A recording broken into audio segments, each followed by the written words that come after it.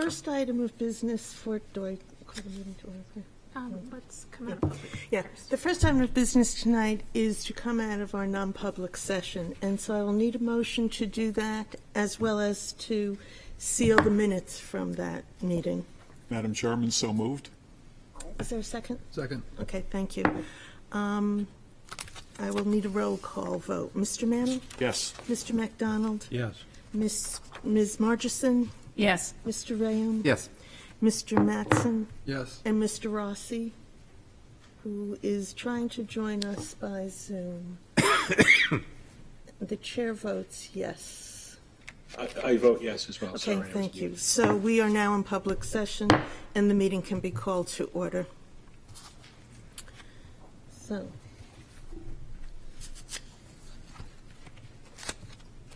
first item of business tonight is approval of the minutes of the January 17th, 2023 meeting. Are there any corrections? No? Madam Chair? Then- Oh, I'm sorry. Yes, that is a problem. Sorry. Yes, Mr. Rain. Yes, thank you, Madam Chairman. On page 5, second paragraph down begins, Mr. Rayam said Attorney Durbin. So it says, Mr. Rayam said Attorney Durbin included a tax map that indicated the property was unfairly burdened. That should read, Mr. Rayam said Attorney Durbin included a tax map and that the, and that he indicated that the property was unfairly burdened. And then my other correction is on page 11.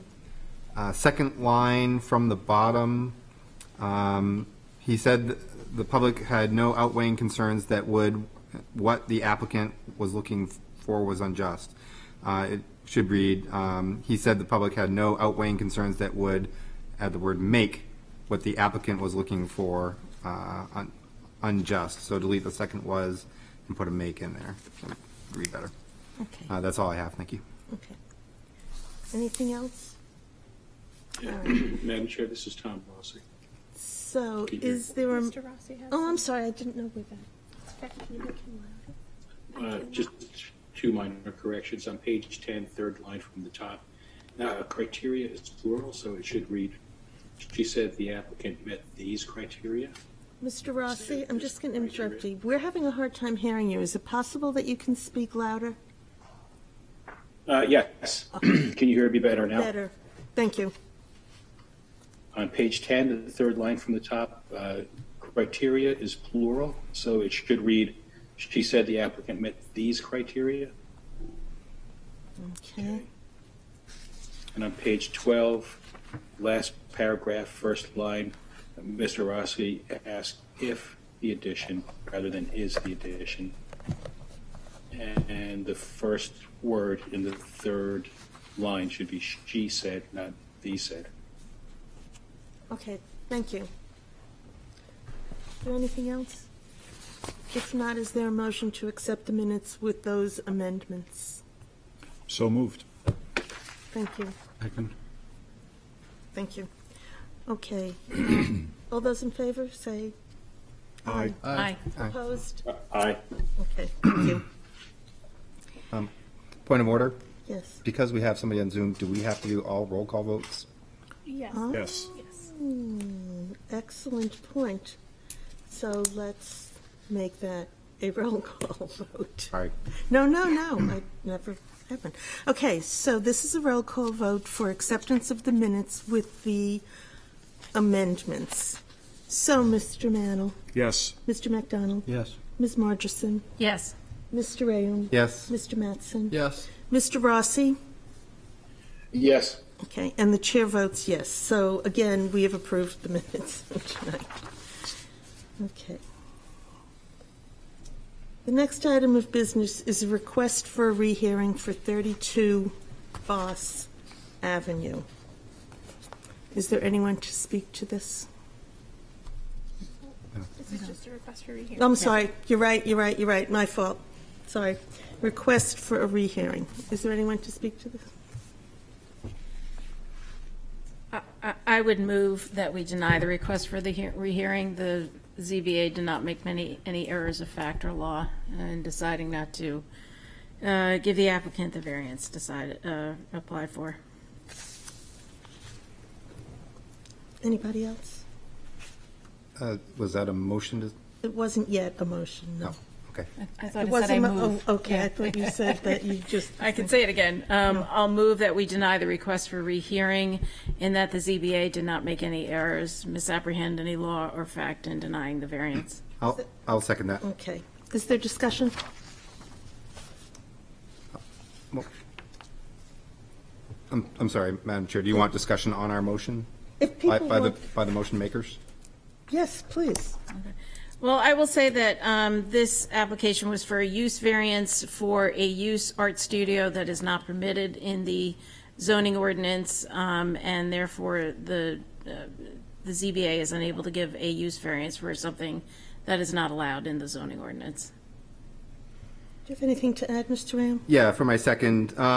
So on reviewing this, the applicant really didn't make any arguments that I saw that indicated that the board made an error, nor did it indicate that there was information that was not presented at the time of the application. The applicant did add some additional information in on changes that the applicant is proposing to their application. However, that's not a rehearing. That would be a new application that then the board could take under review and determine if Fisher v. Dover would apply to that new application. So, the applicant also made some arguments about the fairness and whether or not our zoning ordinance should better reflect the type of use that they're looking for of an art studio. On that account, as I indicated during my my discussion on the motion that I made about it, I believe that our zoning ordinance is remiss in that area, and it is something that the city needs to take care of, and there is a process for doing that. That said, the current zoning is what it is, and I do believe that this board correctly carried out, without error, making a suitable interpretation of our zoning ordinance as it currently stands.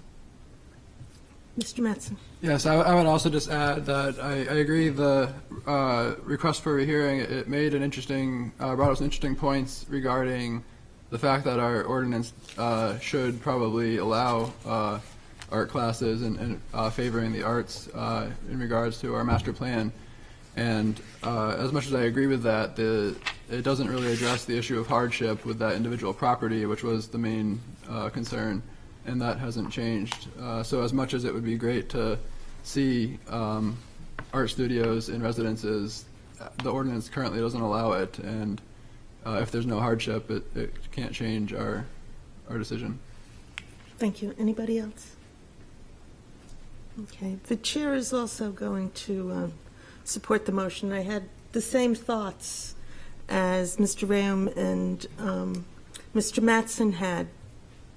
But in fact, we're not the ones who changed the zoning laws, so we can't respond to it no matter how much we may think that might be a good idea. So I will support the motion not to rehear the request. Okay. If there's no further discussion, the vote at the table is to deny a request for a rehearing. I'm sorry. Mr. Manold? Thank you. Yeah, yes. Mr. McDonald? Yes. Ms. Margison? Yes. Mr. Ram? Yes. Mr. Mattson? Yes. Mr. Rossi? Yes. Okay, and the chair also votes in favor of the motion. So the request for rehearing is denied. The next item of business is request for reconsideration of rehearing request for 67 Ridges Court, LU-22-199.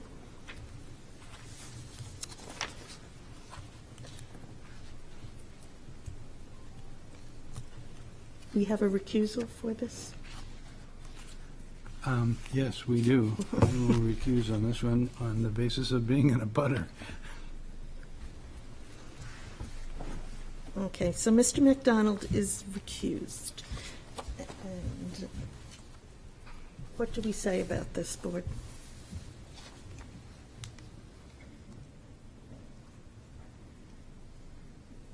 We are hearing this again, just as we heard it last month. And so we're starting over with this request. Yes? I'll make a motion, Madam Chair. I move that we reconsider the request for rehearing based on the arguments raised in Attorney Phoenix's memo about Mr. McDonald's recusal. Okay. I will second that, although I want to make sure, I'll let you explain your motion a little bit better, but I'll Okay, second why it. don't we, for discussion purposes. Okay, so the motion is for us to reconsider our request for rehearing based on Mr. McDonald not recusing himself as an abutter. So I move that we reconsider our request for rehearing. Mr. McDonald has recused himself, and we can take a new vote on the matter. All right. Are there any further, but do you have anything to add? Nothing to add for the second. I agree with that is the correct approach that we should take. Okay. Okay. Is there further discussion on this motion? The motion now is to have a rehearing for 67 Ridges Court next month. It's to reconsider a request for a rehearing. The motion was to have a I'm sorry, you want to make your motion again? It is to reconsider our motion for rehearing based on Attorney Phoenix's arguments and Mr. McDonald's recusal as an abutter. And so, as I understand the motion that I'm making, we have to I hope. vote on the motion for the reconsideration and then get to a motion for rehearing. Okay, so this is to reconsider the motion, the request for rehearing. Is there further discussion? Okay. Mr. Mannell? Yes. Ms. Margison? Yes. Mr. Rayam? Yes. Mr. Mattson? Yes. Mr. Rossi? Yes. And the chair votes yes. So we will take this up next month. No, we have to do To the the motion motion for and rehearing. rehearing. Okay, sorry. Was I not at that meeting? Okay. So, is there a motion for rehearing?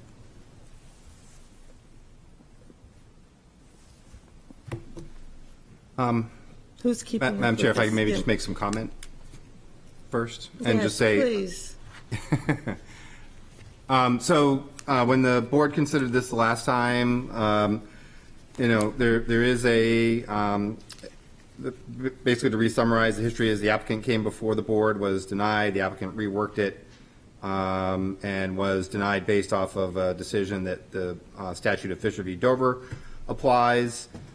Fisher v. Dover is basically the court case that is referred to by the zoning board to recognize that unless the facts of the case change substantially, or if there's a substantial change in new information that applies to the case, that it's essentially you get a one bite at the apple, and unless you've made major changes or you can prove that there was something that was really not understood by the board or information that wasn't taken into consideration by the board, then it should not apply.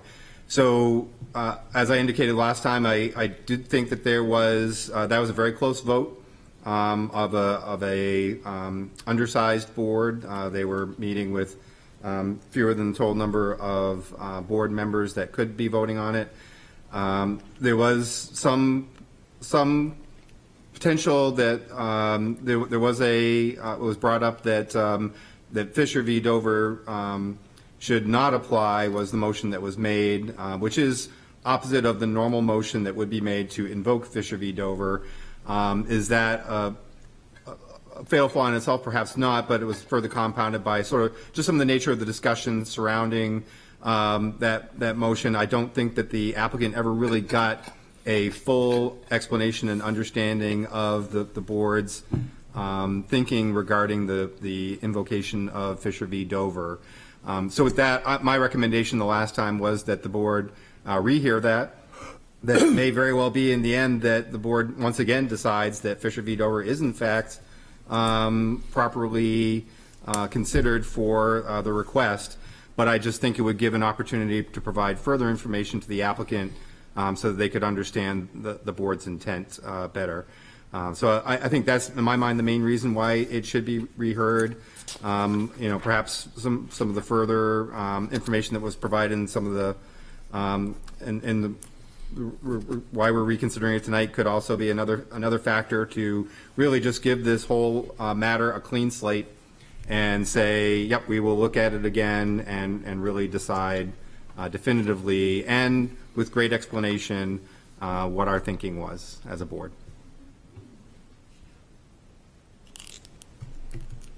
Anybody else? No, I'm good. Do we need to second that? Well, He I- act- technically, I can make a motion. Yes, wasn't a that we motion, did, okay. there's not a motion on the floor, yes, but Towards that end, Madam Chair, I will make a motion that we grant the request for rehearing of this application, which would occur at our next meeting, okay. next month meeting. Now, is there a second to this motion? I second. Okay. Is there discussion? Yes. So I voted against this the first time. The meeting that this was held was a day in which I had to not come at the last minute because I was very ill. I did prepare for the meeting, and I did go back and watch the video of the meeting. I am going to vote for this motion in this instance in order to remove any kind of procedural errors for purposes of this application. Okay. Any If there further- were any. I do think the substance, I don't agree with the request for rehearing on the substance, but I think in order to remove any kind of procedural defects, if there are any, it's better to vote it up. Okay. Mr. Rossi, anything to add? No, Okay. I would be supporting a motion to rehear. Okay. If there's no further discussion, the chair is also going to support the motion for basically the reasons that Ms. Margerson spoke of. I think we need to give this a clean hearing, and that's it.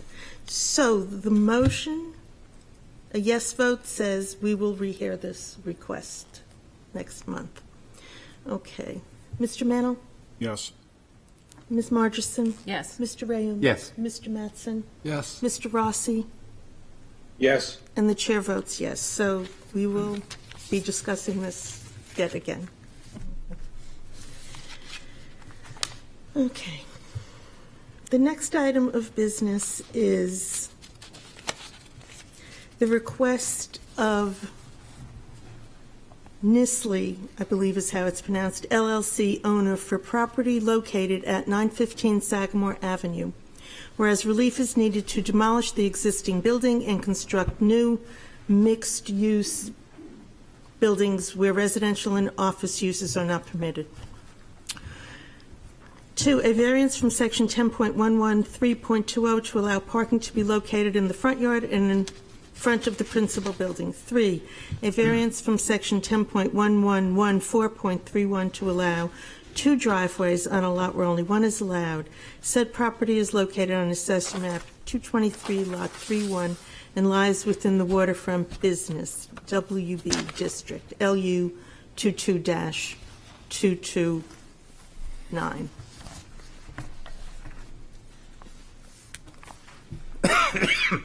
Is there anyone to speak to this tonight? This is not, It's old business. Not a public hearing. This is still just a under- continued discussion of Sorry. the board. Sorry. I see how it. yes, that's not, I'm confusing, sorry, yes. that's not how it's, excuse me. All right, so Madam further Chair. discussion to decide among our choices. Madam Chair, I just wanted to state for the record that I'm recusing myself from this vote. Okay, Mr. Rossi is recused. Ms. Marchson, do you want to open the discussion? Yes, so I note, and it's in our packet, and actually it was Stephanie that did it for us, sorry, Stephanie. The three options that we have as a board in figuring out how to deal with this application for 915 Sagamore Road. The application was heard at our last meeting. We had a public hearing.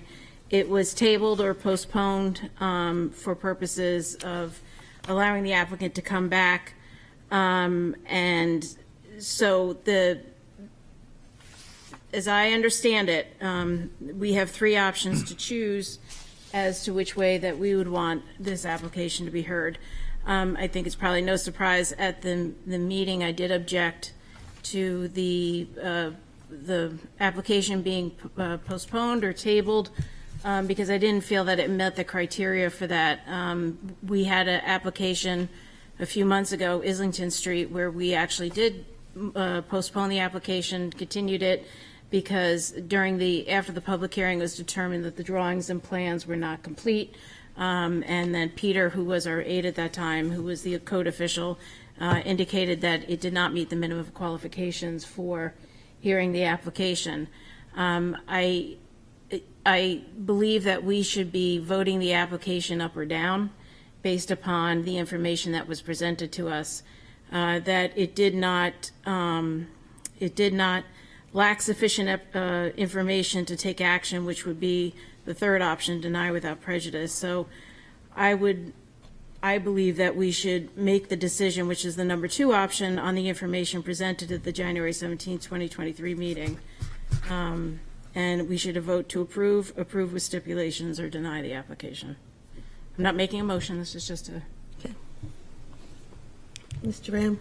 Yeah, Madam Chair, I guess I'm still confused. I read through the memo, and I guess I'm at somewhat of a loss to understand what the defect was in the motion that was made. My experience in similar previous circumstances was that when the board reconsidered it, they voted at that point in time. It was a noticed item on the agenda, and they would vote at that point in time whether or not they felt that, based off of the additional information provided by the applicant, whether or not to reopen the public hearing at that point in time.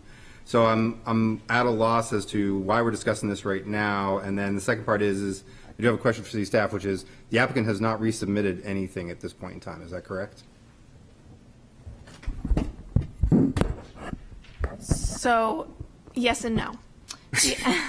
The applicant, when they left, was under the impression that that the board was looking for a resubmission. They resubmitted to city staff after consulting with the legal department. It was advised that we do not provide the board with that submission until a decision has been made if they want to see that new information. Okay. I'll just add some thoughts. I guess so. I'm inclined to not reopen the public hearing. I don't see the benefit to that. I personally would lean towards the third option of denying without prejudice, which would get at the same thing that procedurally we were trying to achieve with tabling or postponing it.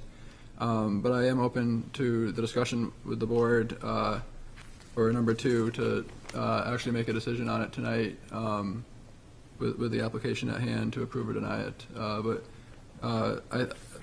As the memo is written, option number 3 of denying without prejudice is more in line what was the intention with the tabling of the vote. Okay.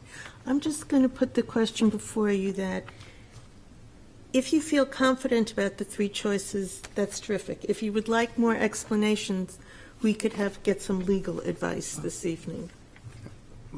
Madam Chair, I would appreciate the legal Okay. department explaining, especially what the perceived defect was in the motion. Okay, we would appreciate your help. Thank you. Of course. Thank you, Madam Chair and members of the board. To provide a little bit of a little more explanation on why we're here, why we got here, is the vote that was taken to table the application, that occurred after the public hearing had closed.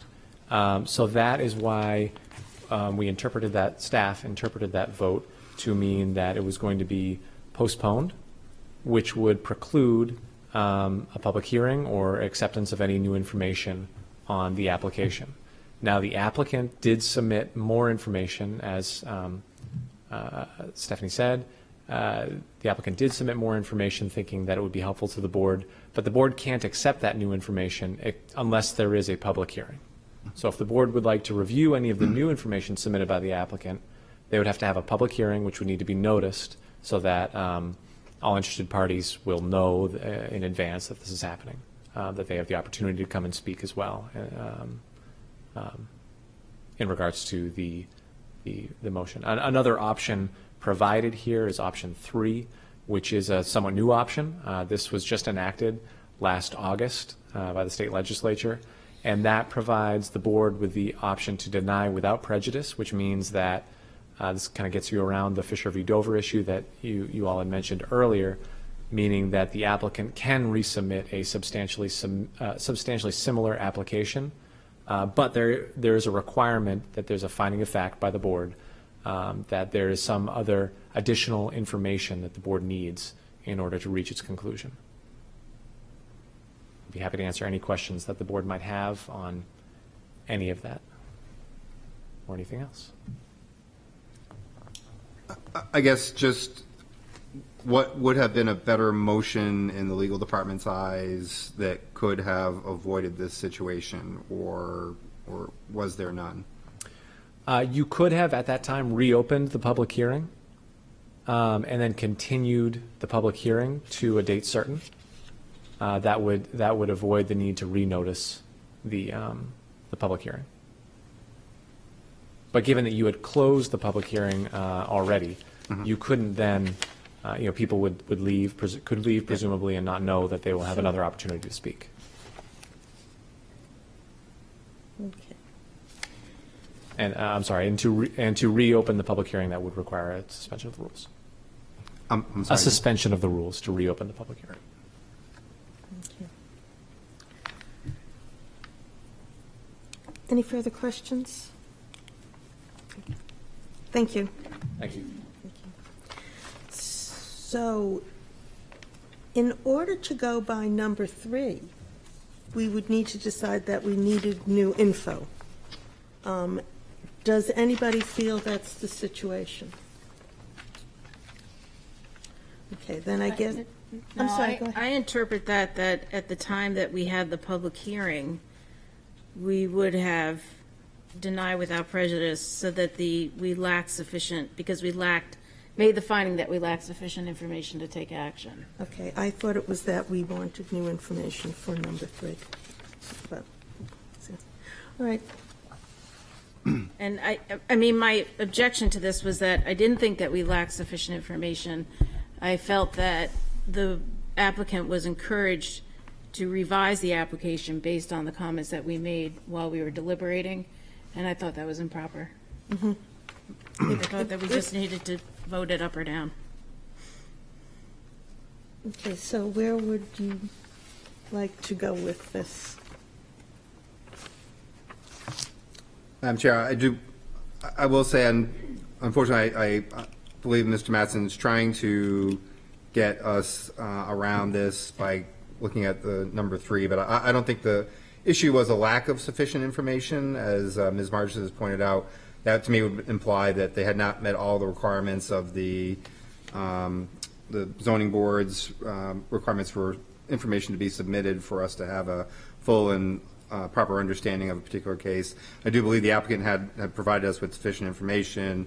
I think the concern was, at least in my mind and as voted on by the board, was that there was a recognition that there was some merit to the case, to the applicant's case. However, that there were elements of it that were likely unsatisfactory, but that could be remedied potentially by the applicant, or perhaps not. But that another opportunity could have given them a chance to make those changes such that it could, in fact, pass. Would those changes constitute something that wouldn't invoke Fisher v. Dover if we denied it? Unclear, but it seems an opportunity to get to the right answer. My experience is that this board has done that in the past, and that that the next time that it would be noticed, and in general that the board would, if the applicant is providing new information, certainly give the public an opportunity to provide amplifying or countervailing information, essentially rehearing it. I don't see where, I know we cite our own rules here, the procedure for public hearing, still confused as to what that paragraph is telling us and how we failed, but that's just my thought.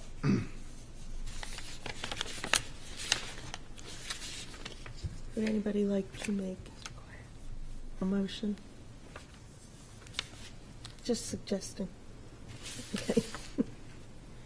I would move that we make a decision on the information presented at the January 17, 2023 meeting, and that we should vote to approve with stipulations, or deny the application.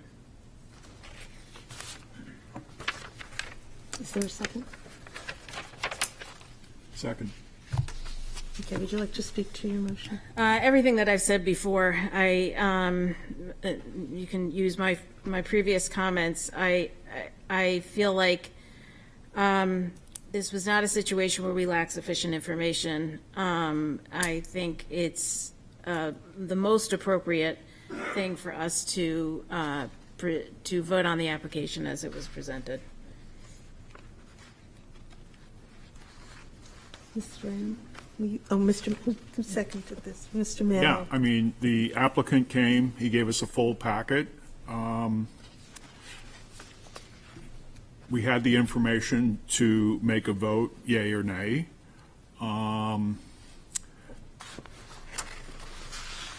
When the applicants come to the Board of Adjustment, it's not a work session. They're not here to take the temperature of the board. And giving one applicant the opportunity to make adjustments so they can get an approval is unfair to every other applicant. And that's just not how this board should operate.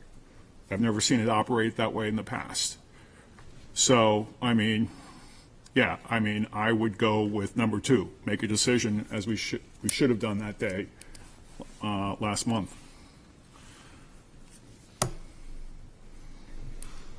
Any discussion? I'll just say I don't think it's as black and white as all that. I agree this board does not want to become, as I indicated that night, the HDC and have multiple meetings where we go through and parse out every little detail of a application. That said, I think there was, in this particular case, because of some of the sensitivities associated with the Waterfront Business District and some of the questions that the applicant was trying to bring forward in terms of its appropriate applicability to their specific application, I thought that there was enough concern in that it was worth giving the applicant some additional opportunity that, yes, shouldn't happen in every single case, but you know what, that's why we're here, is because if it was just simply black and white, we wouldn't need to exist, right? But we're here to work with and deal with the shades of gray that are involved with each and every one of these applications that come before us, and to treat each and every one of them in its own individual manner. So those are my thoughts. Okay.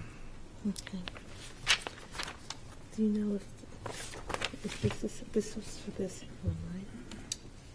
Yes, but in this case, I don't think it would be wise to. Right, and we haven't heard. Right. Okay.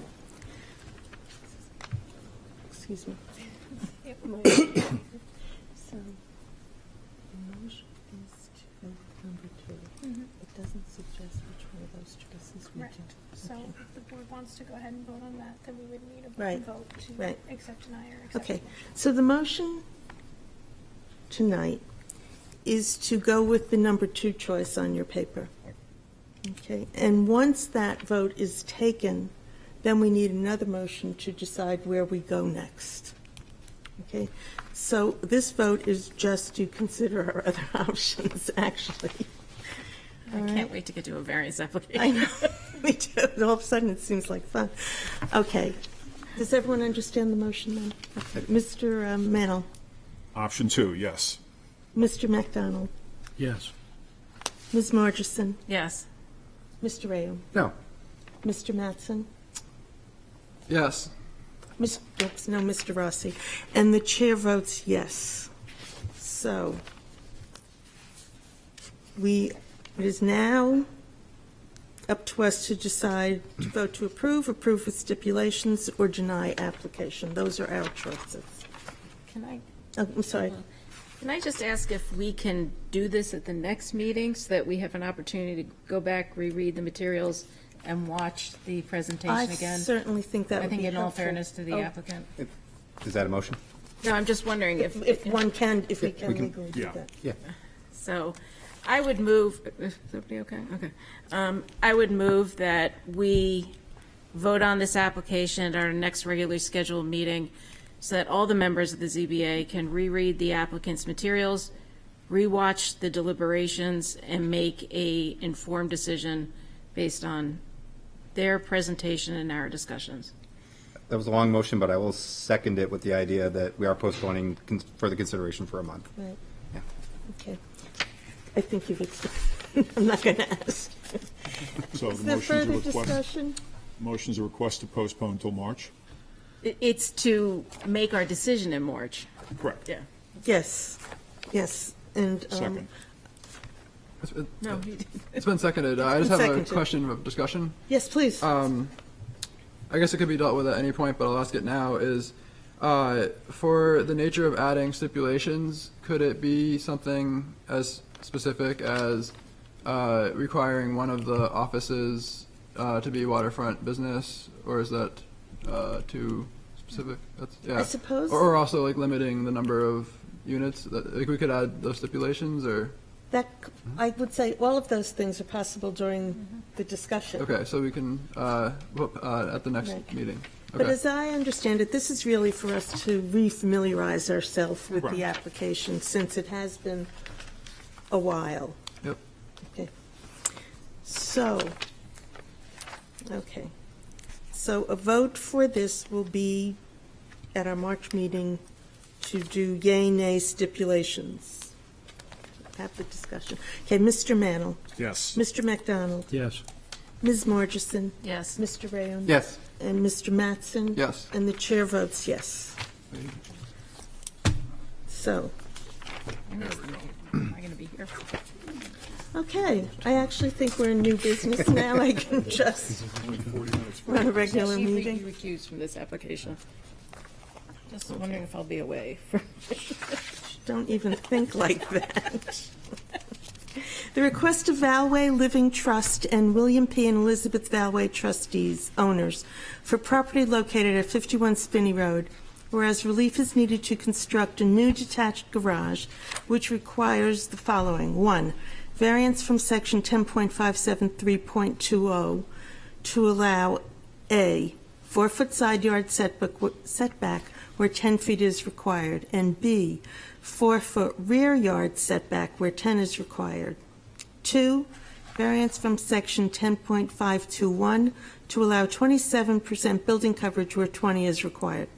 Said property is located on Assessor Map 171, Lot 9, and lies within the Single Residence District, LU-22-235. Is there anyone to speak to this petition?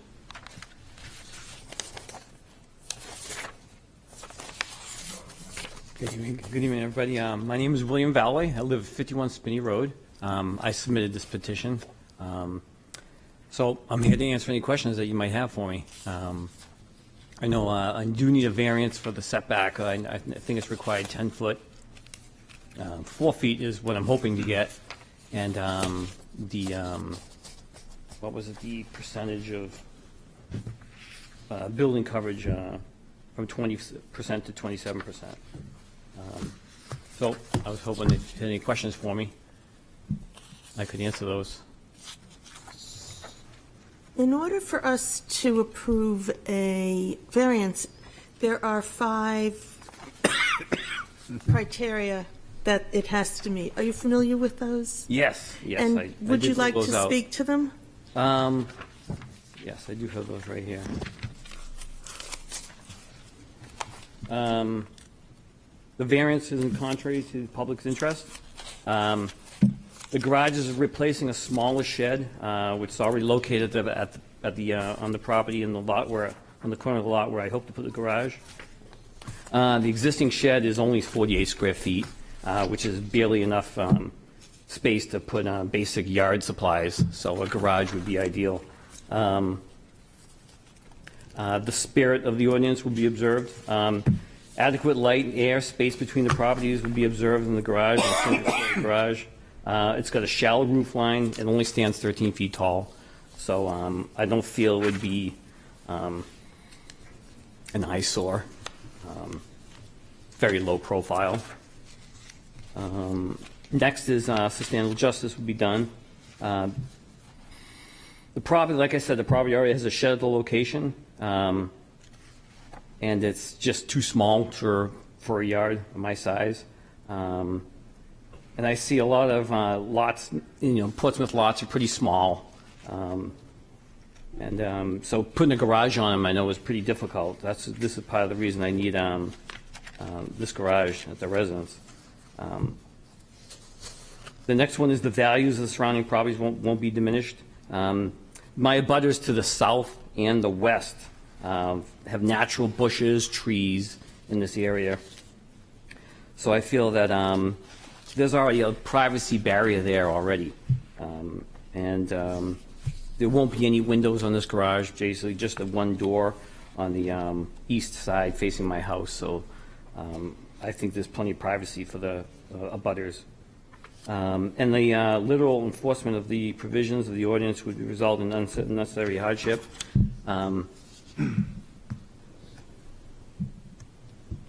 Let's see here. Just because of the small lot size and the existing coverages and required setbacks, I realize it creates some special conditions, which is why I need the variance. Fair and substantial relationship exists between the public.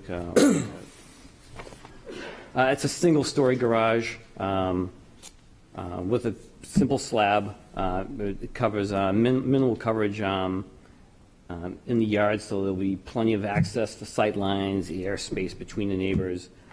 It's a very small structure. And I don't really think it's much to ask for a small garage with a single parking for one vehicle, in Portsmouth. Okay. And that's it. Are there any questions? Yes, Mr. Ram? Thank you, Madam Chair. If city staff could go to the tax map, it's page 88 of our package. Yeah, thank you. So you have this, I guess I'm trying to understand what this is telling me. You've added on this sort of rhomboid shape onto the property line, and then you put, 80 feet inside of it. What does that mean? What is that trying to tell us? That is what the website did that itself. Okay. NapGeo does that. I think it's 80 feet is the circumference around the building. That's what that is. Okay, is that intended to show your proposed garage Yeah, location? that's where it would be on the lot, right in the southwest corner. It's 16 by 24 feet. And it's in a location where a shed is already.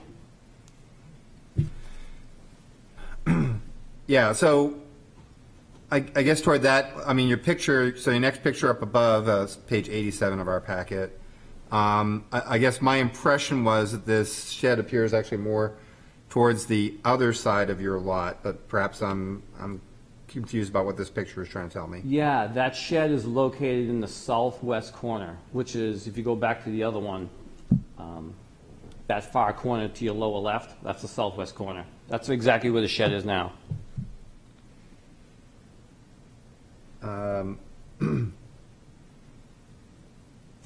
Okay, I guess it So didn't, that view of the shed in the previous picture is from where the house is.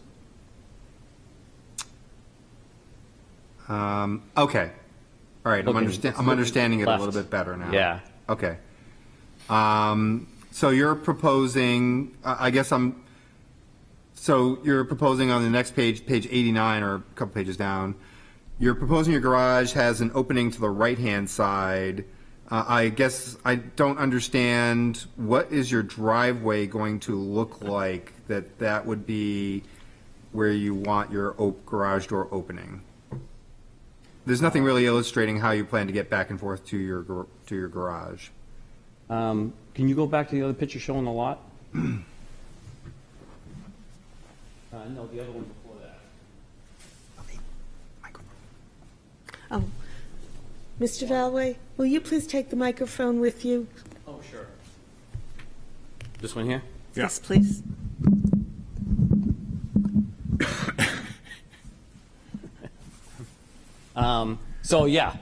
So the garage would be right here. The opening to the garage door would be here. There would actually be crushed stone that would go down to it. I don't have that there now because I don't need it, because I don't have a garage. Is this working? So it would be tucked in right in this corner here. The garage opening door would be right there. Does that make sense? Yeah, I guess, why wouldn't there be more like a straight shot into your Because there's a garage? beautiful maple tree right there, and it'd be a shame to cut it down. I wondered about that. Okay, So just going off to the right makes the most sense. all right. And then for your additional square footage, what I'm trying to understand is this was just a garage. So to the back property line, why can't you meet the 10-foot requirement? Like, couldn't you push this forward away from your back property line? I know you're asking for 4 feet, but trying to understand. Yeah, if I move it too close, it's going to be too close to the tree, and I don't want to impose on the tree at all. I don't want to have to cut any branches off the tree. So having it back as far as possible is really ideal. Okay. And then, I guess similarly, if you flip the garage opening and put the garage opening to the left and then sort of did your extension out to the right, could you get 10 feet off the side property line, which to me would seem to also give a wider berth to the maple overall? There's a big garden area off to the right here. It's the only spot in the whole yard that gets sunlight, so I want to maintain that as a garden. So tucking it underneath these trees is really ideal. Okay. And then, I mean, I guess that's pretty substantial storage area that you're asking for. Is there, what is it that you have for storage needs that's driving the size of that storage area? I mean, that's essentially another bay to the garage, right, that doesn't have an opening to it. Right, yeah. Most of it would be just for storage. My house is a New Englander, and it has a fieldstone foundation. It's kind of a damp cellar, and you really can't store anything in it. It's not ideal for storage. So having something like a garage for basic storage is just ideal. And you can see that shed's pretty tiny. You can't really put much in that shed. And also, hopefully, a storage for one car. Okay, thank you. Are there any other questions? Yes. So again, I think I share Mr. Rayum's confusion. When you go into the garage, you have to, will the depth of the garage accommodate the car? Yeah, Okay. it's 16 feet deep, so you could just drive right in. Okay. Yeah, no, you wouldn't be going in and turning, just like a garage should be. Yeah. Okay. She doesn't have a garage. Well, I do. I just can't use it. I'm kind of envious. So I see the sign on your shed there. So are you going to be using this extra space as like a part of your antiques business, or is this an antiques No, business? that's a family heirloom, Okay. All right. and that's just decorative. Yeah, Okay, that's thank not you. a business. Yeah. And just a quick question for city staff. This is something I've always wanted to ask. Does a shed count towards the amount of space that's being used on a property? It counts towards building coverage and Building coverage. open space. Open space. Yep. Okay. All right. Thank you. And thank you. Yes. Anything else? Thank you. Great, thank you. All right. Is there anyone to speak to this petition? Anyone to speak in favor? Is there anyone to speak in opposition to the petition? Is there anyone to speak to, for, or against the petition? Okay. Public hearing is closed. What would the board like to do? I've talked a lot. Mr. Ram? Yeah, Madam Chair, if I could just give some of my thoughts. I am kind of torn on this application. New construction, if there's nothing existing, in general, this board, we want to try and hold to the requirements for the setbacks unless there's some, pretty compelling reasons that, again, through the hardship criteria, that there's something unique here. So what the applicant has indicated that are some of the unique factors for his property are the existence of this, pretty mature maple tree and also a desired garden. I can kind of understand those are hardship aspects to it. At the same point in time, the applicant is asking for both a garage and a storage area to replace what is admittedly probably an overly small storage area based on his needs.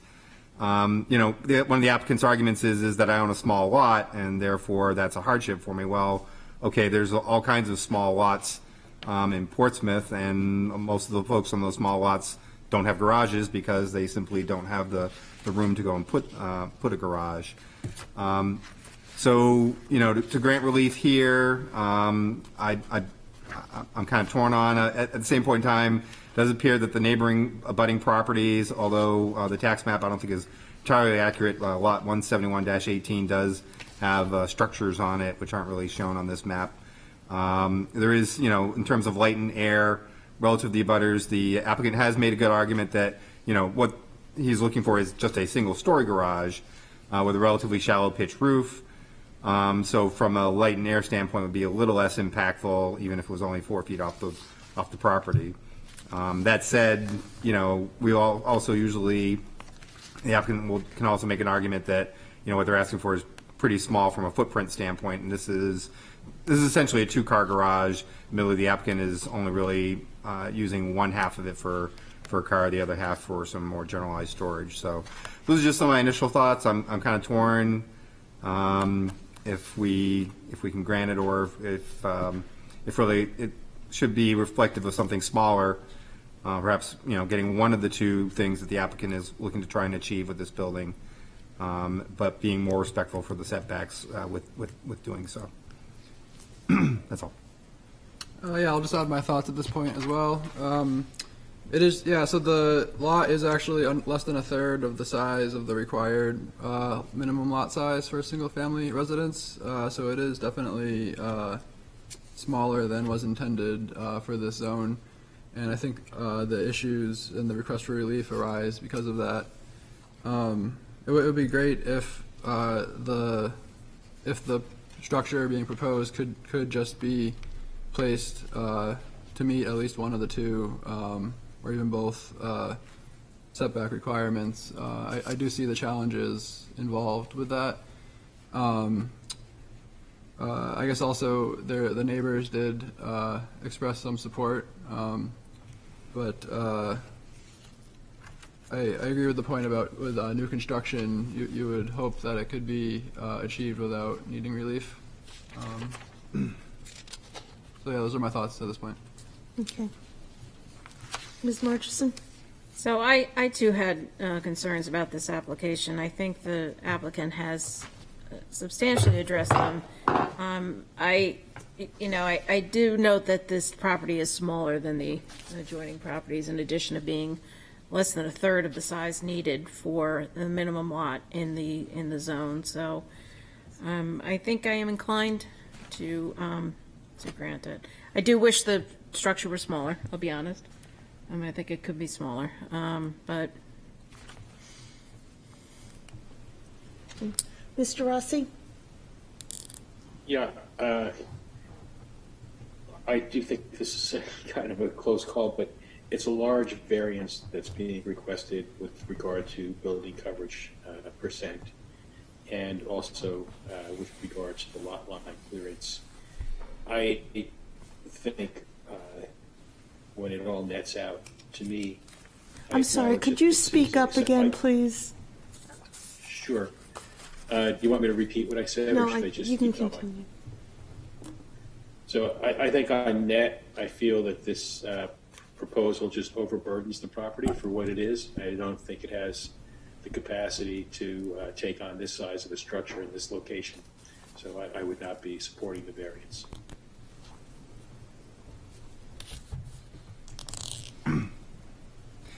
Some further clarification, if I can. I really was speaking primarily to the setbacks, primarily because I do believe that the applicant probably has a better argument for hardship for the building coverage. I mean, 20% allowed building coverage does envision a much larger lot, as Mr. Mattson has pointed out, in this zone.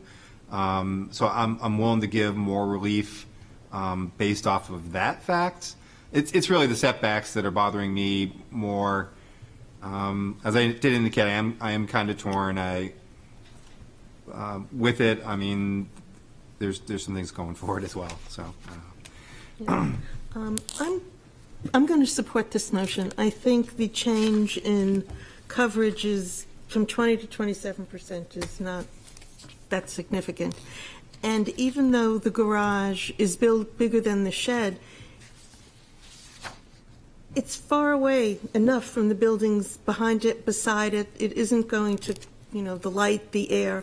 I don't think it's going to affect any of his neighbors, and will be a big benefit for him and will take from nobody else. So I'm going to support this. Okay. Would you like to make a motion?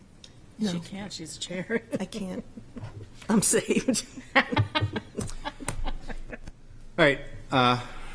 Would you Madam like Chair, if to? I may, Yes. I will make a motion to grant the applicant's request as presented and advertised. Okay. Is there a second? Second. Thank you. Would you like to speak to that? Yeah, I've worn myself down. This is a Oh, you had a good talk. yeah. No, this is a tricky one, but I do think that ultimately, we talk about substantial justice as one of our criteria, and at the end of the day, I do think that that test in particular also really does weigh towards the applicant here, and I think the main reason being that it is not in this particular instance. There's enough separation and enough cover and the old trees and et cetera that the neighbors would not find any more imposition on their light and air than they would if the structure wasn't there. And I think that to me is the ultimate tipping. So let me just go through the criteria in a little bit more detail. So granting the variance would not be contrary to the public interest.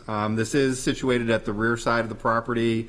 From a general public standpoint, it's being situated up near a property line is not detrimental. The overall coverage, while somewhat higher than is allowed by the ordinance, again, this is a much smaller lot than what the ordinance was really envisioning. I think overall, compared to even some of the neighboring properties, which have a fair amount of street frontage that's taken up by building with attached garages on the side from some of the neighbors across the street. A passerby from the public standpoint would not perceive this lot to be overburdened with too much structure. And then, in terms of the abutters, I mean, we have received positive reinforcement from some of the abutters. And there is, some old growth trees and some other things that further make it such that there is not as much impact to them from a public interest standpoint. Granting the variance would observe the spirit of the ordinance. I think, again, the spirit of the ordinance is to not have overbuilt properties, especially in a single residence A district. But in this case, I think the undersized property, if you take it proportionally, the applicant's, total building coverage, even at 27%, would be perceived as being much less than what could be allowed with a much bigger lot. So I think that that it succeeds in that respect. And again, some of the other factors we talked about with in terms of the setbacks. What we're truly trying to accomplish with our zoning ordinance is to not impact light and air of neighbors, and I think that is not happening here. No detriment to the property values in the vicinity or change in the essential characteristics of any area. Sorry, I'm reading the wrong criteria here. Granting the variance would do substantial justice, as I've already talked about. I do think that kind of weighs in favor of the applicant. I just think that there's not enough, weight to saying that you can't go and build this somewhat large square footage, but not terribly high garage/storage area so that the applicant what he's asking for is reasonable from that standpoint. Granting the variance would not diminish the values of surrounding properties. Again, this garage would probably overall increase the value of the property here. A garage is a highly sought after amenity onto a house, and so with that, I think it would increase values overall, or neutral at the very worst. And then the hardship. So what are the hardships associated with this property? So that is, what are the characteristics of this property relative to others around it and relative to those in the zone that it's zoned in? Again, smaller lot than what is expected by the zone. The 20% requirement for coverage really envisions a much larger lot, so I think that is a hardship. And then some of the other hardship factors are some existing trees, which is sort of forcing the garage, desired garage backwards. So probably no matter what, even if the applicant were to submit a smaller plan from a footprint standpoint, it probably would still be shoved back towards the back property line. And then in terms of, as the applicant has indicated, it has like the only lit space in the backyard that makes for useful use for gardening and other activities that take advantage of the sunlight, would be negatively impacted if the garage was pushed the full 10 feet away. Making it smaller could maybe help with that one, but again, there's really not enough to say that pushing it away from that property line, especially when there's some shrubbery and mature trees in that area, really accomplishes anything further than allowing the applicant this relief. So with that, I recommend approval. Does the second have anything to add? Yes. I mean, to me, I'm very familiar with your lot. Been driving by it for 30 years.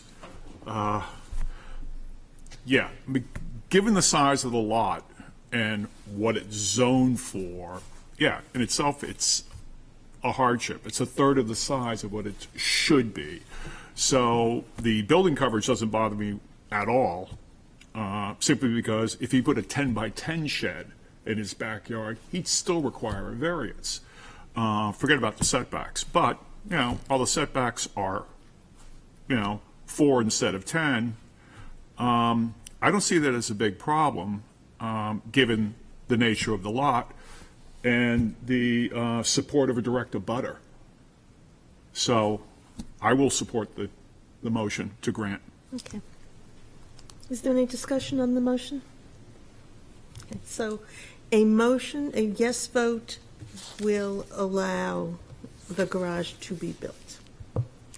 Mr. Mantle? Yes. Mr. McDonald? Yes. Ms. Margison? Yes. Mr. Rare? Yes. Mr. Mattson? Yes. Mr. Rossi? My colleagues convinced me, yes. And the chair's voting yes. You are approved. That's why we have the discussion. Yes, exactly. Yeah, exactly. Okay. The next item of business is the request of Paulson Family Revocable Trust 2017. Christian Paulson and Anya Paulson, trustees, owners, for property located at 55 Thornton Street. Whereas relief is needed to construct a second-story addition over the existing first floor, which requires the following. 1. Variance from Section 10.521 to allow an 8.5-foot front yard setback where 15 feet is required. 2. Variance from Section 10.321 to allow the extension and enlargement of a non-conforming structure. Said property is located on Assessor Map 143, Lot 19, and lies within the General Residence District, LU-23-2. Is there anyone to speak to this? Please come up. Good evening. you guys have any questions with what I submitted? We won't know that until you tell us more about it. All right, well, I'm Christian, and, you know, so we have this old house from 1863 that's, you know, doesn't meet the existing zoning characteristics, and we're looking to add 2 small bedrooms for our family above that, you know, right side of the structure there. Okay. Would you like to speak to the criteria that we're going to be? Yeah, sure. So, you know, it won't be contrary to public interest, and the spirit of the ordinance is observed. Like I said, you know, this is currently it's non-conforming structure, you know, built in the 1800s. We're not looking to further encroach, you know, on the variances or the setbacks. We're going to work to make sure that second story is in fact less than the existing footprint. Substantial justice will be done. I don't think there's any harm done to the public by granting this variance. The value of the surrounding properties certainly won't be diminished. The house will remain in the character of other houses and will be cleaned up and made to look even nicer. Literal enforcement of this would be you know, a hardship. We're a growing family, and you know, we need extra room for our family.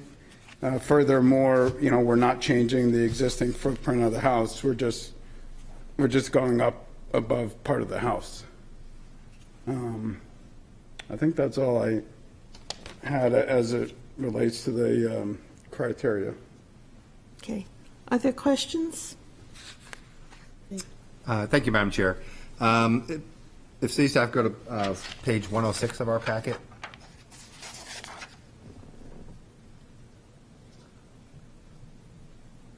I just want to validate, so in this image right here, really the only thing that is encroaching into the setbacks is sort of that dark shaded area of what you're proposing to construct on the right-hand side, basically, of your current home. Is that correct?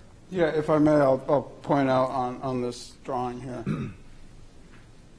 So this is existing, this is existing, this is new, right? This is existing, this is existing. Part of that's existing, this part is new, right? Right. And the dark shaded area is the only part that's within the front setback. Oh, I understand. requirement. Yeah, I guess the guy that did the drawings did that, yeah. Right. Yeah, I think that's correct. Okay. So it's even further setback from the existing nonconformity. Right. And that's the extent of what you're before this board to get. I believe so. I think it was the front setback. Nothing further. Are there any other questions? Thank you. You're We'll welcome. open it to the public. Is there anyone here to speak in favor of this petition? Is there anyone here to speak against this petition? Is there anyone here to speak to, for, or against this petition? Okay, seeing no one rise, I will close the public hearing and open it to the board.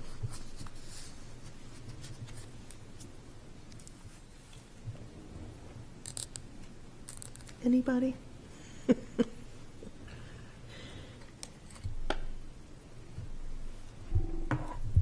Trying to get the newbies to do something. Okay. Okay, Mr. Mantle. I'll make a motion to grant the petition as presented. Okay, is there a second? I'll second. Thank you. Okay, that's on me, I guess. It is.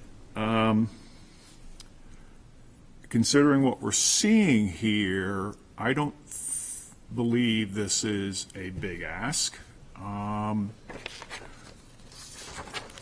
Given the criteria that exists and what they're asking for, it's going to make the second floor less non-conforming. It'll still be non-conforming.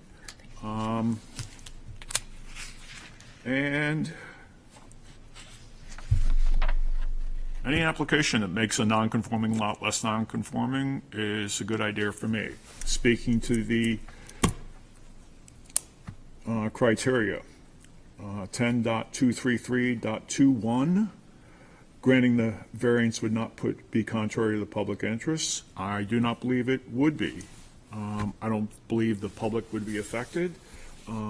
We have 3 letters of support from the direct abutters, who are all in favor of what they've been shown.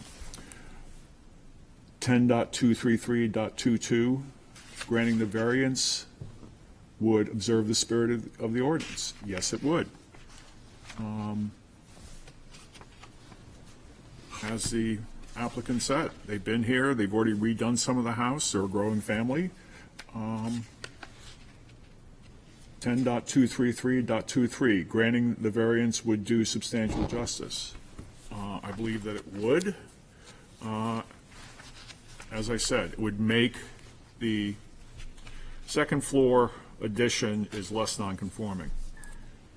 10.233.24, granting the variance would not diminish the values of the surrounding properties. Any addition could, or it could improve.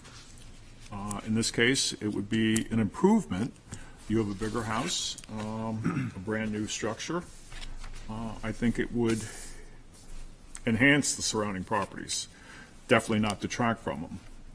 10.233.25, literal enforcement of these provisions of the ordinance would result in an unnecessary hardship. A, the property has a special condition that distinguishes it from the other properties in the area, and owing to these special conditions, a fair and substantial relationship does not exist between the general public purposes of the ordinance provisions and the specific application of that property to provision to that property, and the proposed use is a reasonable one, or owing to the special conditions, the property cannot be reasonably used in the strict conformance of the ordinance, and a variance is therefore necessary to enable reasonable use. As they've stated, they're a growing, expanding family. They just want to increase the size of their house. So the only thing that's holding them back is the fact that we have setback rules, and the lot's already non-conforming. So for these reasons, I have made the motion to support. Thank you.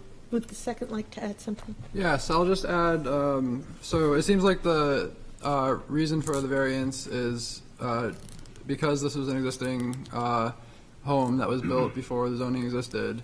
It's non-conforming. It's not realistic to pick up and move the whole house and make it conforming. So anything that would have been done to this house would require a variance. And in this case, what is being asked for would make it less non-conforming. So it's in the spirit of the ordinance. And the hardship is the existing property, or the existing home was built before zoning and its location. So to me, it makes a lot of sense to approve this application. Okay. Ms. Murchison? I will be supporting, but I do note that the second floor is actually more non-conforming than the first floor.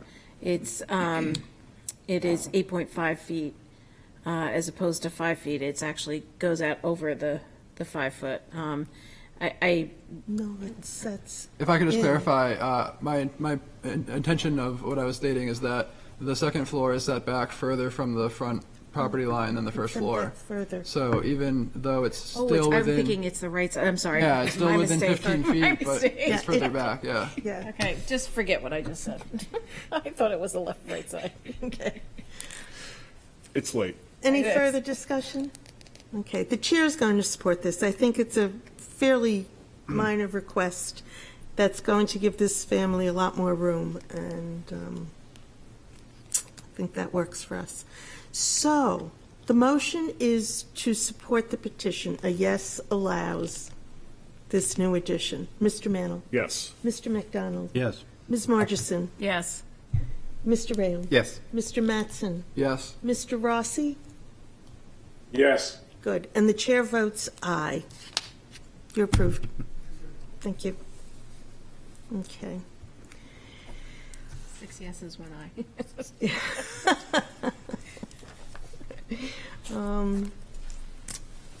Okay, the next request is the request of, forgive me for mispronouncing, Michio Bardung and Sean Bardung, owners for property located at 39 Dearborn Street.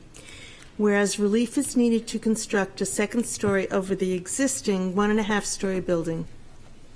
Remove and expand the front porch and remove and expand the existing mudroom on the eastern side of the structure, which requires the following. 1. Variance from section 10.521 to allow A, 2-foot rear yard where 20 is required, and B, 9-foot side yard where 10 feet is required.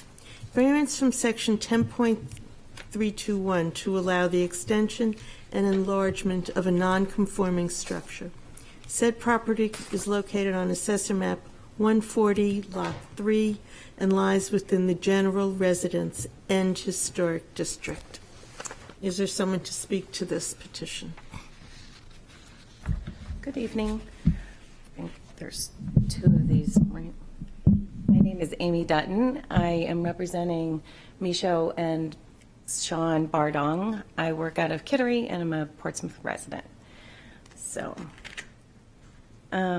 just as a brief overview, the drawings aren't up yet. Basically what we'll be doing is taking off the second floor of an antique cape, and we are proposing to build a Dutch colonial roof line, and then taking off an existing falling down mudroom at the front of the house and making a family room that will connect to an existing barn / garage shed. And lastly, to bump forward a small section for a mudroom.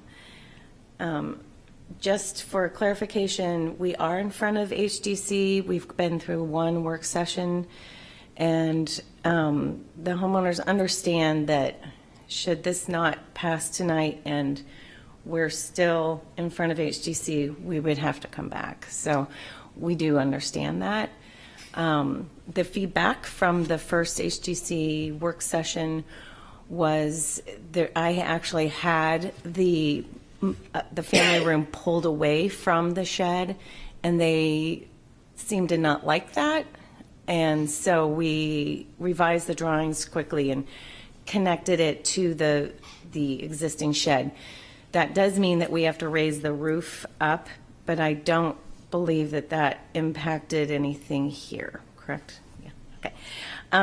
So with, I won't go through and read this because you already have it, but just in reviewing the 5 criteria, what we are presenting with the variance not being contrary to public interest. The house, the reason why I included all the pictures from all the various roads is that it's tucked back. It's at the end of Dearborn. I'm assuming you guys have all driven by it. It's hard to see. You'll see more of it because we're raising the roof line, but you wouldn't see what we're proposing in front of you tonight. The spirit of the ordinance would be observed. This is what has passed in the past was a garden, the granite steps through the HDC. I don't believe they ever made it. They must have come here in order to build a shed, yes.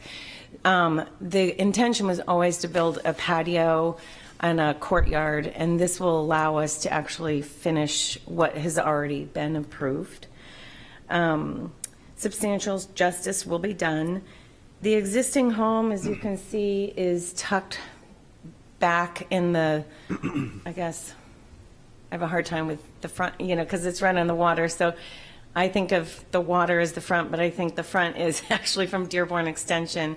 It's tucked back in the corner, and there's not a whole lot that we can do about that. It sits 2 feet 2 inches on the back setback and 2 feet 6 inches from the right setback. We won't be encroaching any closer to any of the property lines.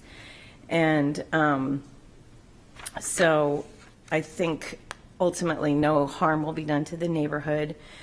The values of the surrounding properties would not be diminished. Some of the houses haven't been renovated and some have. It's kind of a mix and match down that street. So ultimately, we are seeing this as an improvement to all the abutters. There are a lot of abutters. As I'm sure the city putting together the letters was, it goes down Dennett, Maplewood, and then Dearborn.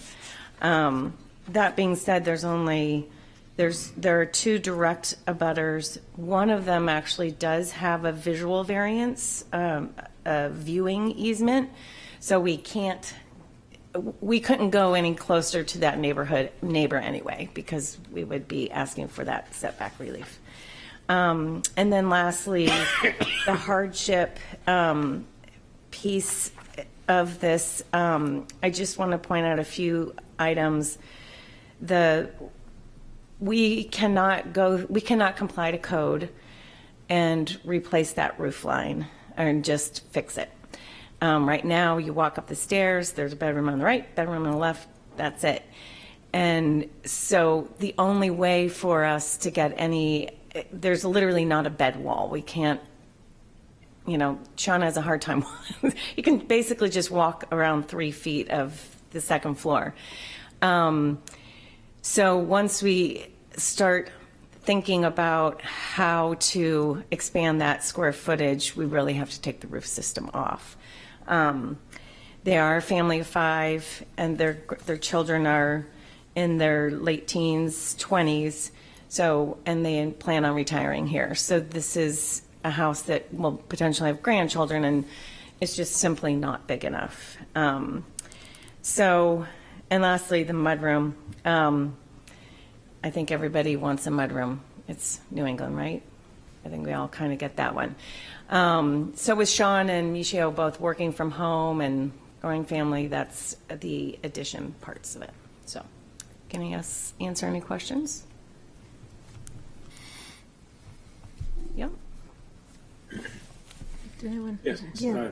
Madam Chair, Yes, this is Tom. Can you hear? I can, but faintly. Okay. In the April 21st, 2015 variance for the shed, there's the stipulation for the view easement area. Could you go to the map on page, let's see, where is it?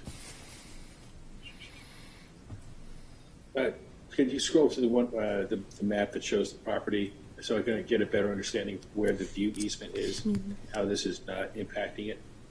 It might be sheet 2. Which sheet? It's the next sheet down. This one? Yep. Oh, Yep. Can you describe to me what the view easement is about, and how this is not obstructing the view? The property is this property, Michael, I can't pronounce his name. Right here is the corner of his property, and this line here is the view easement. And it does actually say on it, it's the hashed, yeah. So that doesn't allow us to go anywhere over here. Okay, thank you. Sure. is that it, Tom? Yes, that was my only question. Thank you. Yeah. Okay. Ms. Bargerson will be next. All right. My first question is the existing foundation. So this is a pretty substantial increase in vertical height on this proposal. The existing foundation can handle it and will remain completely intact. There's no plan to change any of that out? Yeah. Mike Branzel was the previous homeowner, and believe it or not, I've already talked to Paul Durand about this, and both of us were just like, yeah, that foundation can hold anything. He, by hand, rebuilt that whole foundation and then re-poured a slab. There's a ton of steel in there. He was planning on doing this, so it's actually kind of a beautiful thing. I agree with you. Normally, we were really scared to do a project, put that kind of weight on the second floor when the first floor is already done, but the basement is solid, literally rock. So. Okay, so the intent is to reuse the existing foundation that sort of is fixing you in this location of the current setbacks. Yes. Okay. So, with the height, I guess you chose, and, some of this is really the province of the HDC, but I'll ask it anyway, is what led you to a Dutch colonial as opposed to just adding something else? Do you feel that provides an advantage in terms of the overall height? I do. We're still living within the roof line quite a bit, so we're still living within that front dormer, back dormer, but it doesn't look like a cape.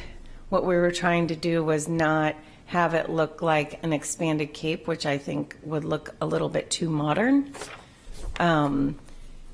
So the attic space is only from the ceiling height of 8 feet. We only go up like another 4 feet in the attic. So there's, we'll probably stick build it, but it wouldn't be a usable attic. Okay. And did you say something about the current roof system is failing, or? Yeah. You can tell right now it's a rolled roof on the main house. The kitchen addition was done, I believe, in 15. Is that right? Yeah. So that roof, 17, that roof is beautiful and it's done. The kitchen is beautiful and it's done. It is kind of hard to see here. But you can see it is a rolled roof also, but that's just the material. We're down to like maybe 6 inches of rafters. We're going to preserve them and use them in the new the renovation, but we can't, even if we spray foamed it, we wouldn't get an R value. And it just sits right on top of the plate, so we can't do a whole lot with it. Right, but it could be repaired and left as it currently is. That would be one of the options potentially. We can't hit code, so we would still have to, if we wanted it to look exactly like that, that would pretty much be impossible because we need deeper rafters. Mm-hmm. Does that make sense? Yeah, I guess. So I guess if you were to completely rebuild it, you could raise the gable. I don't want to go too far down this rabbit hole, but you could raise the gable with like a knee wall or something along those lines instead to give yourself the rafter room. Yes, which we are. We are raising it 3 feet to give ourselves a bit of a knee wall. Okay. So, and for the record, 17, I'm presuming is 2017, because with the age of this house, it could be 1817 or 1917. But, good point. Okay. And you have some information that you talk about here about this being barged over in roughly 1800. What's the background that you've discovered on this cape? That's on page 116 of our packet. That is basically the information that we have, unless you want to expand on it anymore. They have the old pictures, which are also included on this.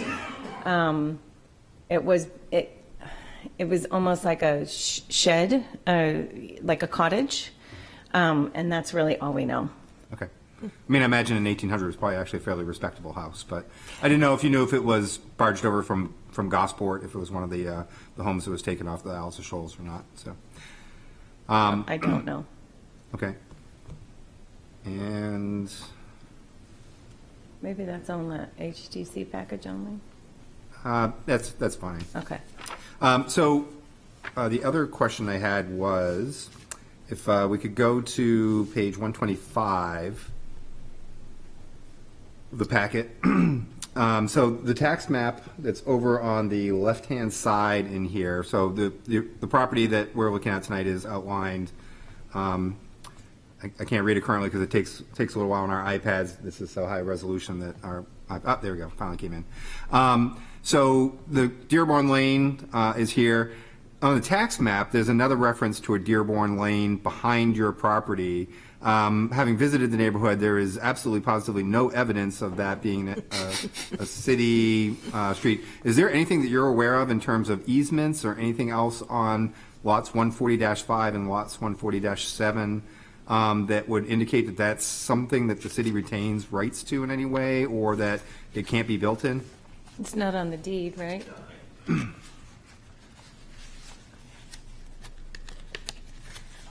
Hi, I'm Sean Bardon, resident at 39 Dearborn Street. Yeah, so I mentioned it to the town. I picked up on it when I first looked at this, and there's no street. It actually goes right into the backyard of the fellows who own Planet Fitness. They live in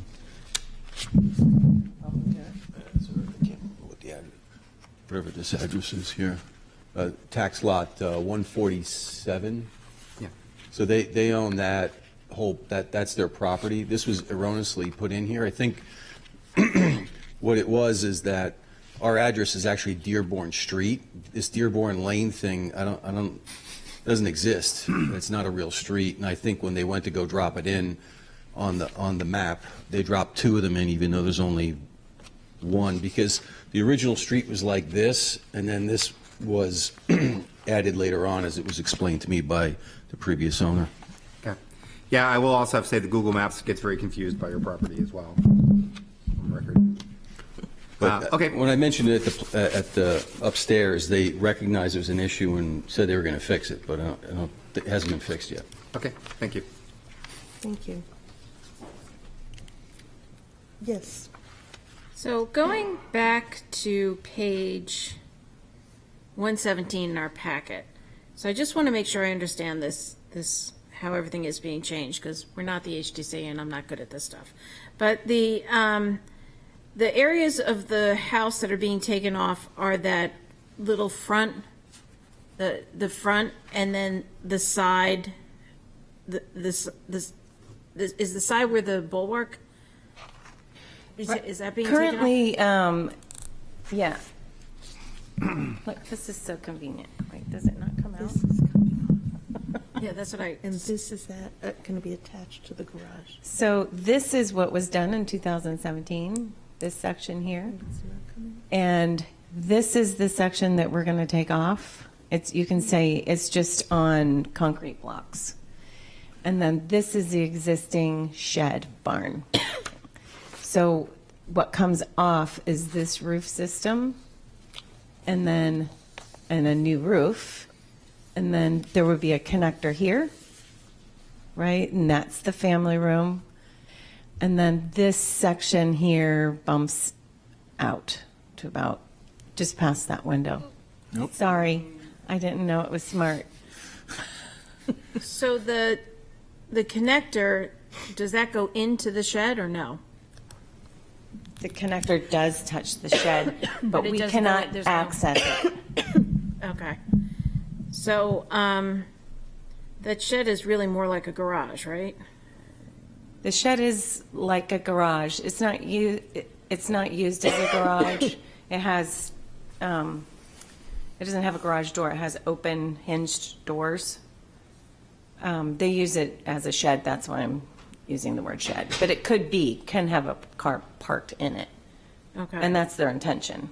So it has a completely poured foundation. It goes down below the frost line, so it was constructed as a garage. It actually can fit a small car. We haven't used it like that. Previous owner used it as his, he's a big fisherman, so he had all his fishing gear in there, and he had a workshop in there. So it can easily fit a small car, like anything up until, like any four-door sedan would fit in there. And like I said, the footing goes down below the frost line. He excavated as though it was a proper structure. So it's poured foundation underneath it, and it has electricity that goes into it that he tunneled from the house. Okay. There's no plumbing. And when the variance was granted for that, that's when the easement was one of the stipulations was. Yeah, so there was a long history of the previous owner and the property owner that Amy pointed out.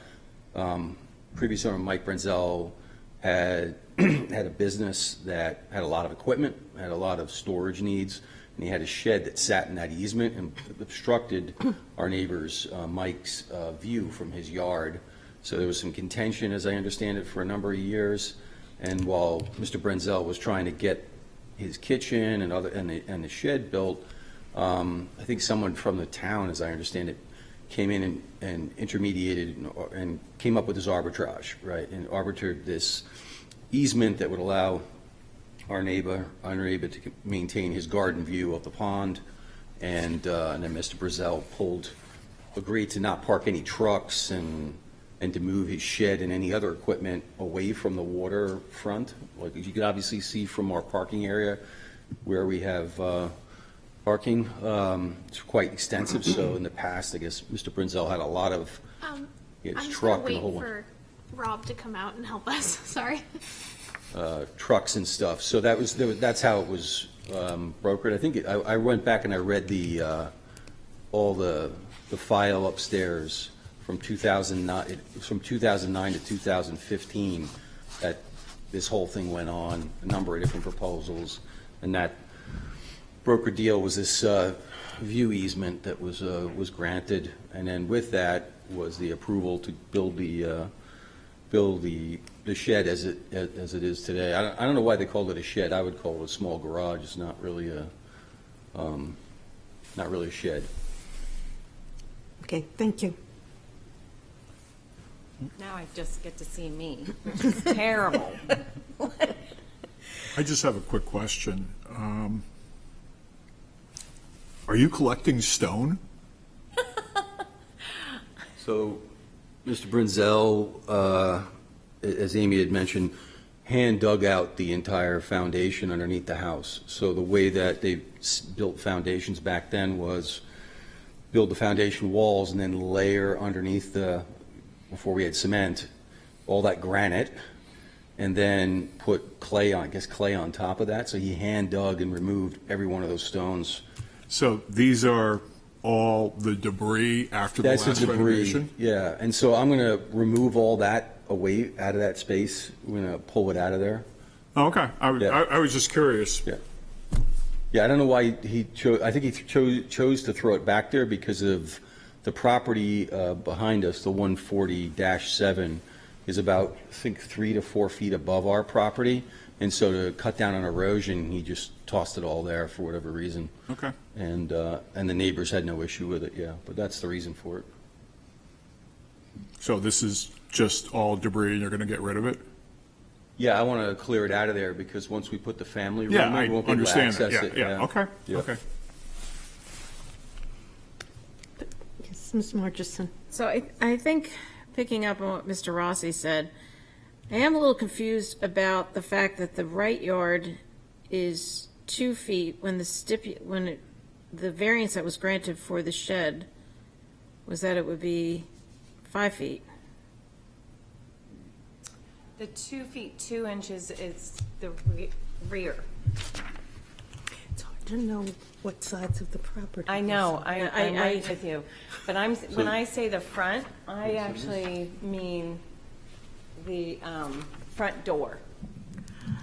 Okay, Okay, not the Not- water view, the front door. So when I say the rear, I mean the one straight side. okay. Yes, Stephanie has it. That's the rear. considered the back of the lot, as it was explained to me by Peter Stith. Yeah. Right.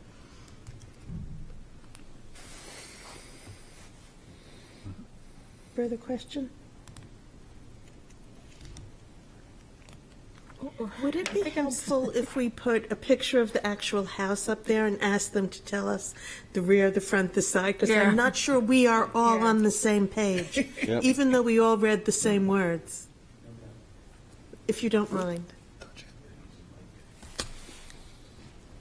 Is that a good picture? Do you want a different one? Apparently you're not Yeah, supposed to that's- touch it. That's probably a good No, picture. this. Yeah. Okay, so this is the left side, Okay. Right? That's- This is the front. This is the rear. Okay. And then that would be the right. Okay. And that's why you needed the accessory structure variance, because that is actually the front yard. Or for the shed back in 2015. Yes. Okay. Right, page 126 shows the setbacks. So the shed is I'm not in using the setbacks. 126. Yeah.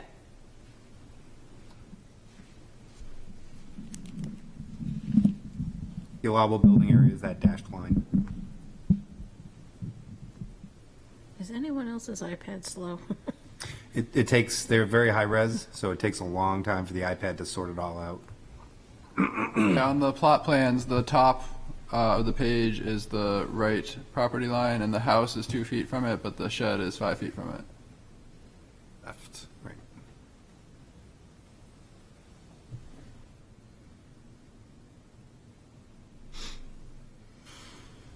Hold on, we're getting there. Oh, now this decides. The top of the page is the right. Right. No, I'm just trying. Yeah, this is the machine. Top of the page is actually the left property line. No.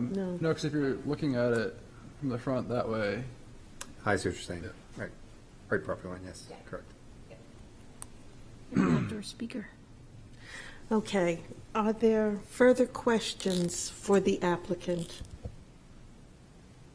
Do you have anything else you would like us to know? I don't think so at this time. No, I think we covered it all. I think we're good. Okay. Thank you. You're Then very we'll welcome. open it to the Thank you public. for your time. Is there anyone to speak in favor of this petition? Is there anyone opposed to this petition who would like to speak?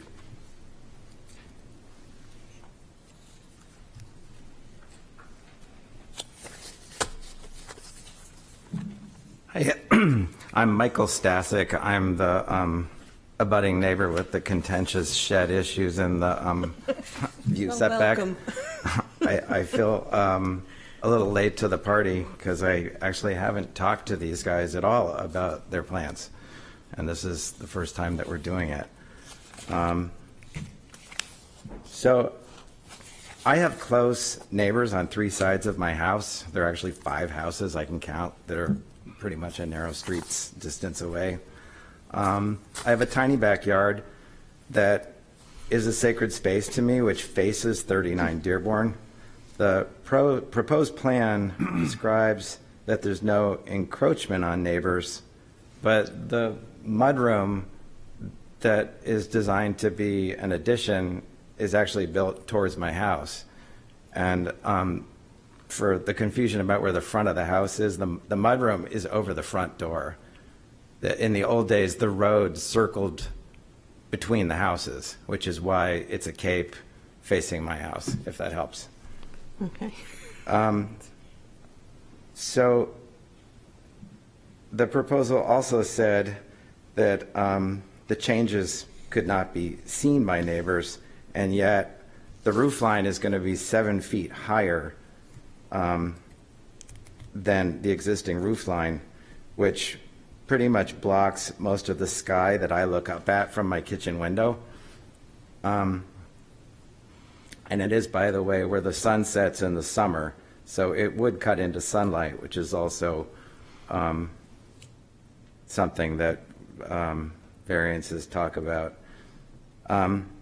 Attaching the shed, because that's the front of the house, the setback for the front of a house is 20 feet.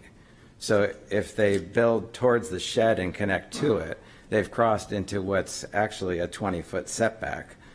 And since the shed has already been talked about as a contentious topic, I guess the cat's out of that bag, but it was a compromise that was sort of mediated by Nick Cracknell, and everybody came out satisfied with what happened.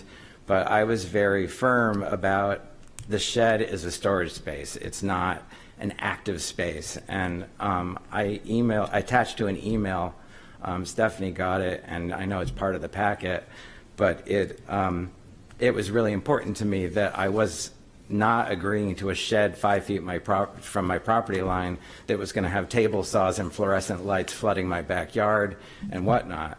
And I also was concerned about it being considered footprint to the house when it was really just labeled as a storage shed. So that connecting the house to the shed gives me kind of a red flag of now the house is a giant footprint that includes the shed, and that it's really, one step away from an insulated addition to the house if that proposal were to come later. So I sort of, I get a big uh-oh feeling about connecting to the shed in terms of the overall footprint. So the 7-foot height increase also includes windows that right now there's a sense of privacy. There's a sense of the mill pond that I get from my house. I mean, the 39 Dearborn house has much more sense of the mill pond, but that was why the view easement came about, was to be able to appreciate what's still a natural space on Dearborn Street. And if the house next door is built towards me and it's 7 feet higher, I'm basically surrounded by houses on all 4 sides. And so even though it's an improvement to the house, it translates into kind of a hardship for me, I think.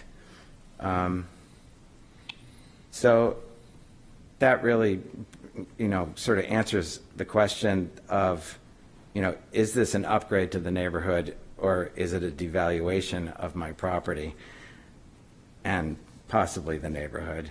And that living in an historic district creates a cachet of a neighborhood that still stands as it was after 25 years ago. And if this was the South End or Gate Street we were talking about, I don't think a cape from the 1700s would be turned into a taller house with a gambrel roof. So I was a little shocked by what happened at the HDC work session, that when Michael Branzell and Helen Long put in a proposal in 2017, the historic district was pretty fast to say, this is a cape, we don't want it to be changed. And so what was passed was an expansion of the kitchen, because they said traditionally a cape can be made longer and still be a cape. There was a second dormer window to be added and a shed dormer facing Dennett Street. And when that was the plan, everybody was happy. I was happy. I stood up and supported it. And so I guess, there's a question there of what is durable in, the planning department and the historic district when work goes into a decision that satisfies everybody, and then the house gets sold and we start over again, and all of that evaporates. So,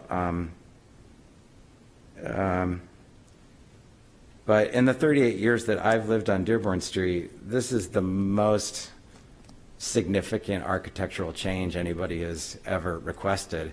And when Michael Branzell and Helen put in for a second story on 39 Dearborn, they put in a sort of clean rectangle that looked like one of these new shingled houses on Newcastle, and that was not satisfactory to the historic district because it erased a cape.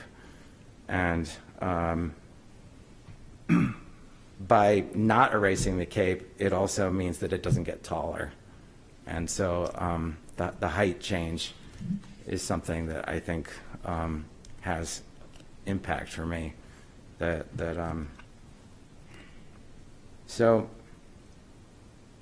I've seen two plans proposed that were rejected.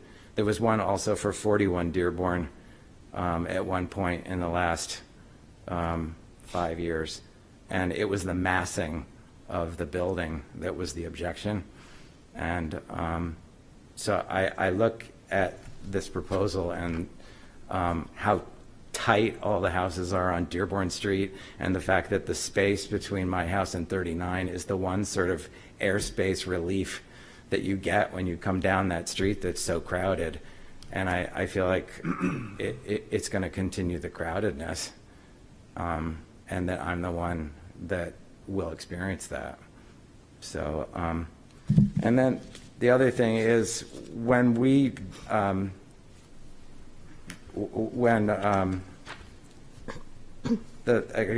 getting confused now between the 2015 and the 2017, but the 2015 was when the shed proposal happened. It was Charlie Griffin, who was my lawyer, who drafted that agreement, and I spoke to him today, and he sent me an email this afternoon, and this is just a piece of his email. These are his words. He said, "I do not feel that it has been established that denial of this proposal will result in unnecessary hardship. I think the hardship is self-created. They bought the property aware of its limitations. Also, the definition of unnecessary hardship is that the house cannot be reasonably used. Reasonably does not mean maximum or ideal." So, anyway, I guess I'm the most negative person that's come to the podium tonight, but well, maybe tonight, but not. I've been in my house for 38 years. I'm very sentimental about the historical aspects of all of it. You know, my house is from 1800, and I haven't, you know, there are no granite countertops. There's no open concept. I've really, you know, I've appreciated the inconvenience that the house forces me to live with, because it's a house that tells a story. And anyway, I'm sorry, you guys, but that's how I feel. Okay, thank you. Is there anyone else to speak? Let me go through it first to see if anybody else wants to come up before you get a second. Sure. Is there anyone else to speak in opposition? Is Shared there the plans anyone? with some of our neighbors, but I didn't get a chance to speak to Mike. Okay. So, Is there anyone else who would like to speak to, for, or against? Welcome back. Now you can. yeah, so the property, right now, our lot coverage is at 12.3% or 12.5% of the lot, right? The other houses in our area are built to 100% of their property lines. So everyone has to deal with hardship. I know in the morning, I'm not able to see the sun rise from my kitchen, and I'm up at 5:30 a.m. every morning. I can't see it because there's other houses around there, because it is a tight neighborhood. So I think in purchasing the property, we understood that there were a lot of other people around us. Previous decisions or other, you know, the only thing that we did know was that there was a discrepancy or a disagreement around the property and how it was being used and how it impinged on Mike's view out to the pond, as it was explained to us. That's why the view easement was agreed and allowed for the shed to be built there, right? We have no intention of using the shed as a livable space, insulating it. If you want to put that restriction on it, I don't really care. We don't plan on using it. The only reason to attach to it is for structural integrity of that family room. And yeah, so it's, you know, the increase is somewhat slight. Mike's property sits above our property. It's actually, it's about waist high to maybe 4 feet, maybe chest high at points. I think the area of his, as it was explained to me, I've never been on his property, but as Mike Brenzel explained to me, his garden area sits probably like shoulder height to me, right? I'm 6'2", so 4 feet above that, he's already above our halfway above our shed, and all we're doing is we're bringing the shed up in line with the kitchen, which is, how many feet is that? 3, is it? Yes, going up 3 feet. Yeah, and so the intent there was feedback from the HDC. With regard to the Cape, the Cape was brought, whatever the history of it is, the thing over the last 100 years has gone through a number of different renovations. That's why the roof is so wobbly. The house is twisted because it's been hacked 6 ways from Sunday prior to the, to the more disciplined HDC that we have today. People just did what they want with it, right? So we're not even, some of the roof timbers are not even the original, some of them are. So, yeah, the intent and why we went with the Dutch Colonial wasn't just to slap a Dutch Colonial. It was like every intent to try to get more waste use of the second floor, whether it was a weight, you brought up a hip wall or whatever you want to refer to it on the second floor. That all those approaches really made it wind up looking like something that was made, built, I don't know, I think Mike used it, referenced a modern home, a home that was recently built. That was what Mr. Brinzel had presented, some gable. What we were trying to do is, what we did with the HCC is we went around and we looked at what does a Dutch Colonial look like built in the 1700s, 1800s, and so the way that we structured the roof was consistent with those older homes, so that it looks more like a colonial and not a modern Dutch Colonial, and also to the point of the detail along the trim line between the first pitch of the roof and the falling pitch of the Dutch Colonial. So that was the intent there, and yeah. So, yeah, and also to return, the stuff we went through the HDC was also to return a chimney to the roof, because the chimney fell down and was taken down while it was falling in disrepair, and the other one was removed. So, our intent is to have a traditional looking Dutch Colonial, not something that isn't, and that's the whole reason for increasing the ridge line and all that stuff. Yes, Ms. Murchison. So just a clarification. The shed. Yes. I thought that Ms. Dutton said that the family room would be attached to it and would be opened into it. No. It is just attached to it. It's attached to it. Okay. So in terms of the roof line on the existing structure, I mean, certainly you don't need to build a second floor. You could just fix the roof. Just hold on a second. Well, can you repeat that question? So you say the roof is failing on the structure, Yes. because it just wasn't built properly. You certainly can just rebuild the roof, though. Well, the roof, as Ms. Dutton explained, is not to code, and so the pitch of the roof is not. In order to do that, you'd actually lose more interior space to actually bring it up to code. Okay, thank you.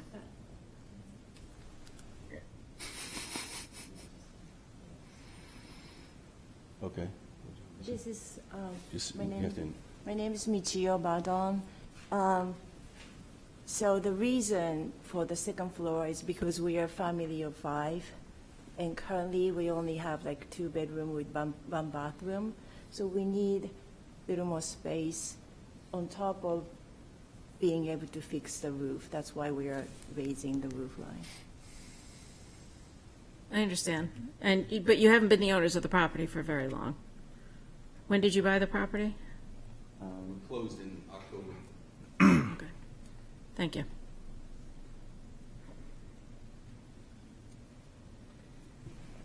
Any more questions for the applicant? Okay. Anyone else from the public want to talk? Okay, then I'll close the public hearing. Anybody want to get started? Madam Mr. Chair, Bingham. could we take a 10-minute recess for Absolutely, reconsideration? yes, and- it is that time. Okay, 10 minutes. thank you. We will be back.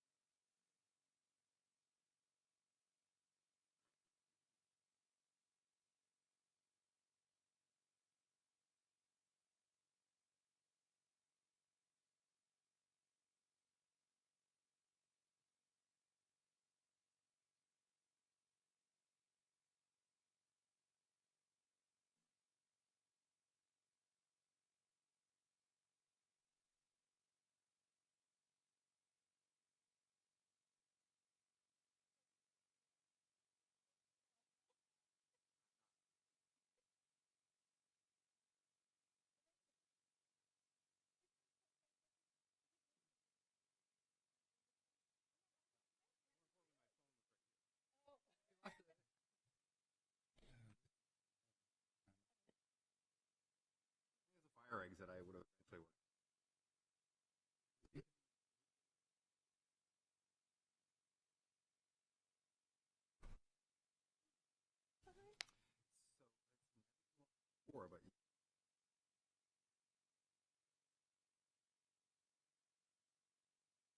usually these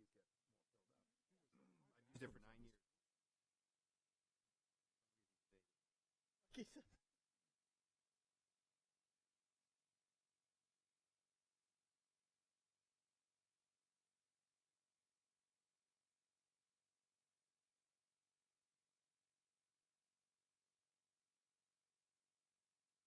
I've used it for 9 years. Now. We're back in session. So, And the public hearing is closed. and the public, yes. The applicants aren't back. The applicants aren't back yet, okay. Shall we wait? We could, no, we'll start. It's our turn to deliberate. Yes, please. Okay, Mr. Ryan. thank you, Madam Chair.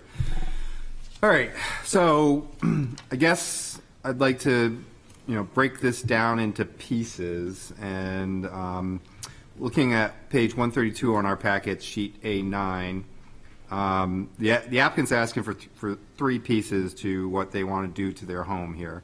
One is to make this family room connector to the shed, so that's kind of shown in the middle of this. I don't know if everyone can see it on your tablets or if you want to see it up there, but so there's the sort of the center connection here between the shed and the existing home. That is really just barely, if we can look at page 126 later, but that just barely crosses over and I do believe it's the left-hand property side because it's the viewpoint of the property relative to the street, I'm pretty sure. But at any rate, right or left-hand side. It just barely goes over that setback, and certainly far less than the main home, which is represented by the structure that's off on the right here. The roof line of that is much lower than the existing, somewhat lower than the existing shed, about the same or somewhat lower than the addition that was added on in either 2015 or 2017, somewhere in that time frame. So I really think for the purposes of this board, that addition doesn't add very much in terms of concerns. It has almost no impact on setbacks, and its height relative to any neighbors is really no greater than anything that's currently existing. The second piece is this mudroom / entryway that's sort of shown. If you look at where there's a number 14 and a number 6 and a number 7. That little area right there, again, Excuse me, relatively David, low. What page are you on? I'm on page 132.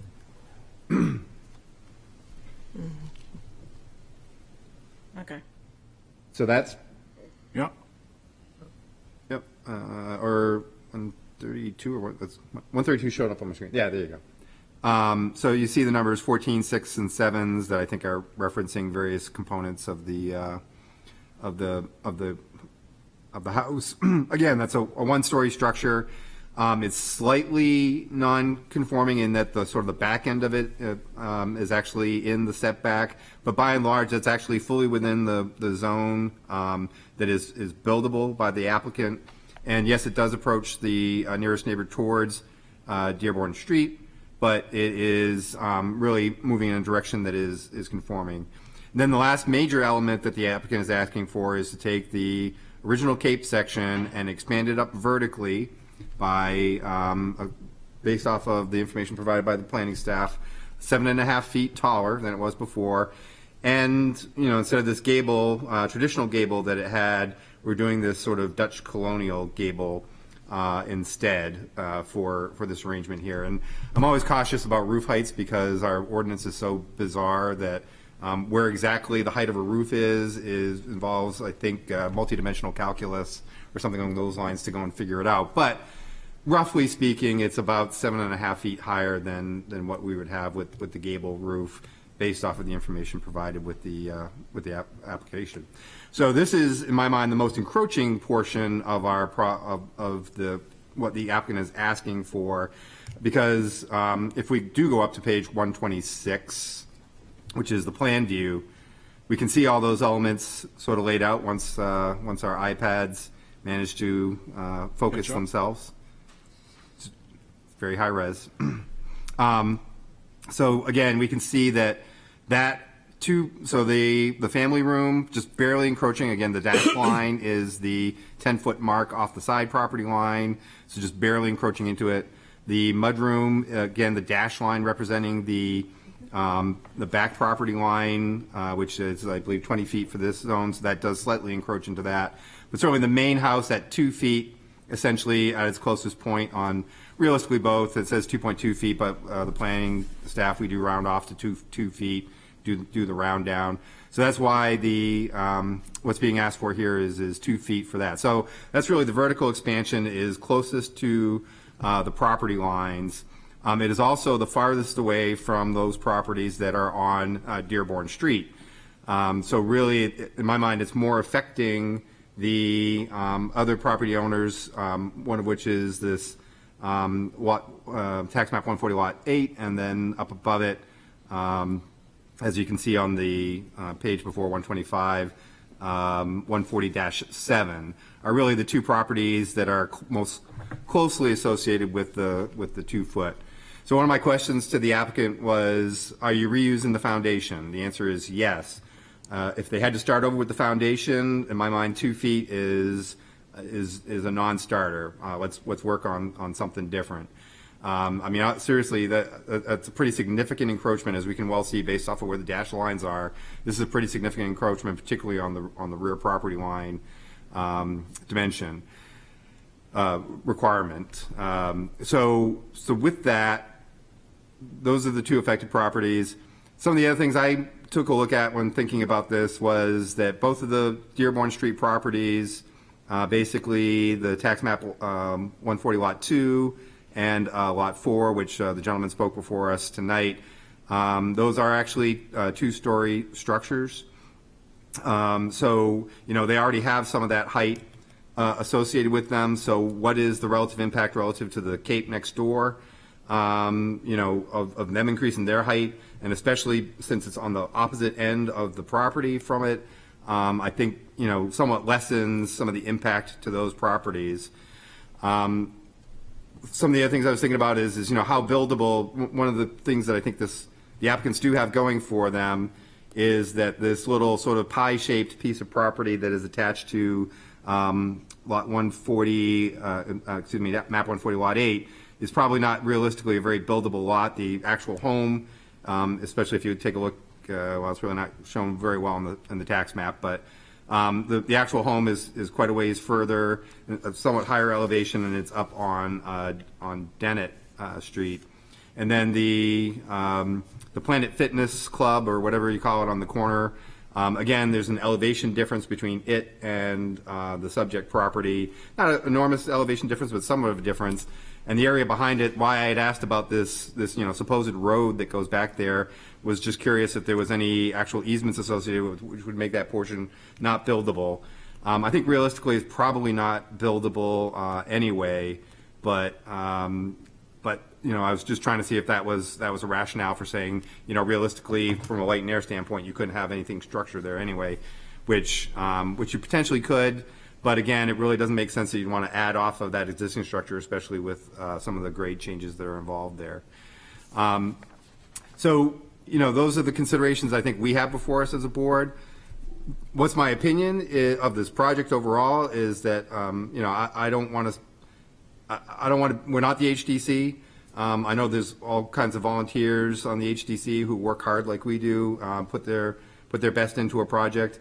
Personally, I would agree with some of the abutters' concerns regarding the nature of the design changes associated with this, going from a very traditional Cape to a Dutch colonial, which I don't know of any, circa 1800 Dutch colonials in the city. Most of them are all colonial revivals from the early 20th century.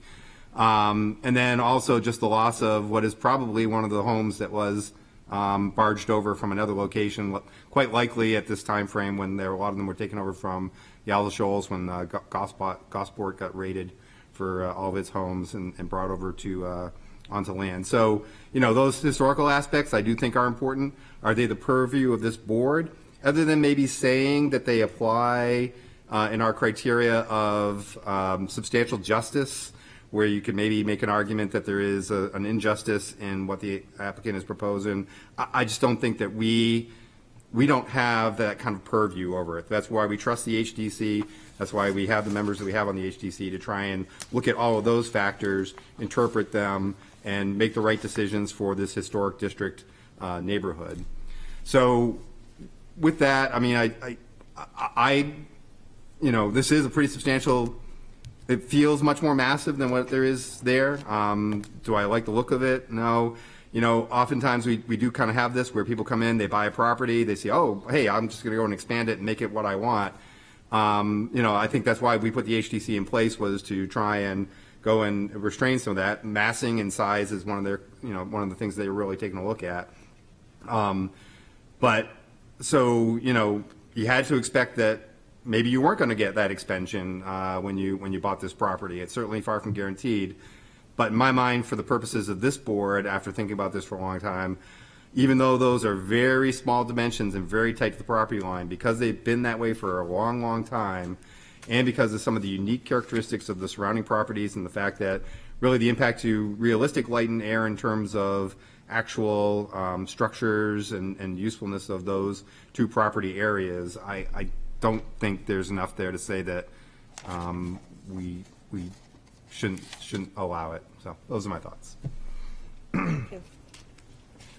Yes, Ms. Margison. I would actually respectfully disagree with Mr. Rayom, because one of the general purpose and intents of the zoning ordinance under 10.1216 is the preservation of historic districts and buildings and structures of historic or architectural interest. So I think if anybody watches me closely on this board, which you probably don't, I do apply this criteria to variance requests for structures within the historic district. And this is a 1700 structure, which is being, I think raising it, putting a Dutch colonial top to it, absolutely violates the spirit and intent of the ordinance. In terms of the aesthetics of it, that is the HDC, but this is something that I apply and that we are supposed to apply to variance requests within the historic district. I find that the extension of the family room to the shed makes the shed not an accessory structure. I recognize that they're saying that they're not going to use it or extend from the family room into the shed, but that makes it not an accessory structure in my mind, and also violates the 2015 variance application on this. Respectfully, I understand, you've moved here, welcome to Portsmouth. However, you knew what kind of property or the needs that you wanted when you moved here, and you've only, closed on this structure in October of 2022. I do So think can I ask- the public hearing is closed. I don't understand how all the other houses can build to 100% I'm sorry, of the the public footprint hearing of- is closed. So I believe that, I think there's some that does weigh in my mind in terms of hardship, frankly, and necessary or reasonable use of property. I will not be supporting the variance application. Anybody else?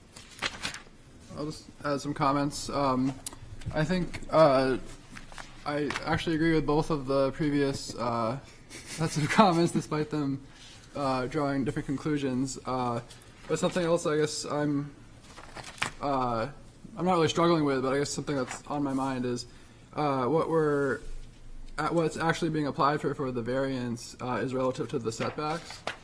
And those are not becoming any more non-conforming. So I guess internally, the spirit of the ordinance does apply to the whole ordinance, but also maybe we could give extra weight to the what the variance is actually for. Not that that simplifies our decision here, because it's a tough one for sure, but I guess I appreciate the concerns of the abutter, and those are all valid points. But similarly, there's no needed variance for height, even if I don't find I appreciate the historic aspect and not wanting to change it from a cape.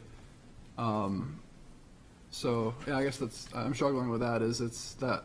That does relate to the part of the ordinance about preserving the historic character. So that really there's pros and cons to each of these scenarios. So it is a difficult decision. Thank you. Anybody else? As long as everybody's weighing in. Well, I appreciate the concerns of the abutters and the historic nature of the property. I'm looking at the variance requests, and I don't see them being a large ask, just by the numbers. I do appreciate the historic aspect of it, but as I said, it's a 18th century house. Does that fit in 2023 without, reconstruction or renovation, especially for a growing family? And as they said, that the roof is failing.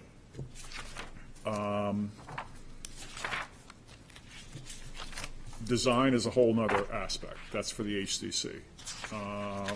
Whether it's a Dutch colonial, and I grew up in a Dutch colonial, so I don't want to hear any bad words about Dutch colonials. What year was it built? But, I mean, if they proposed a 34-foot square glass and steel tower with the same setbacks, okay, there's still variance requests, okay, with setbacks. The design, that's up to the HDC. Now, I can understand the historic structure of it, but if the historic structure is no longer useful,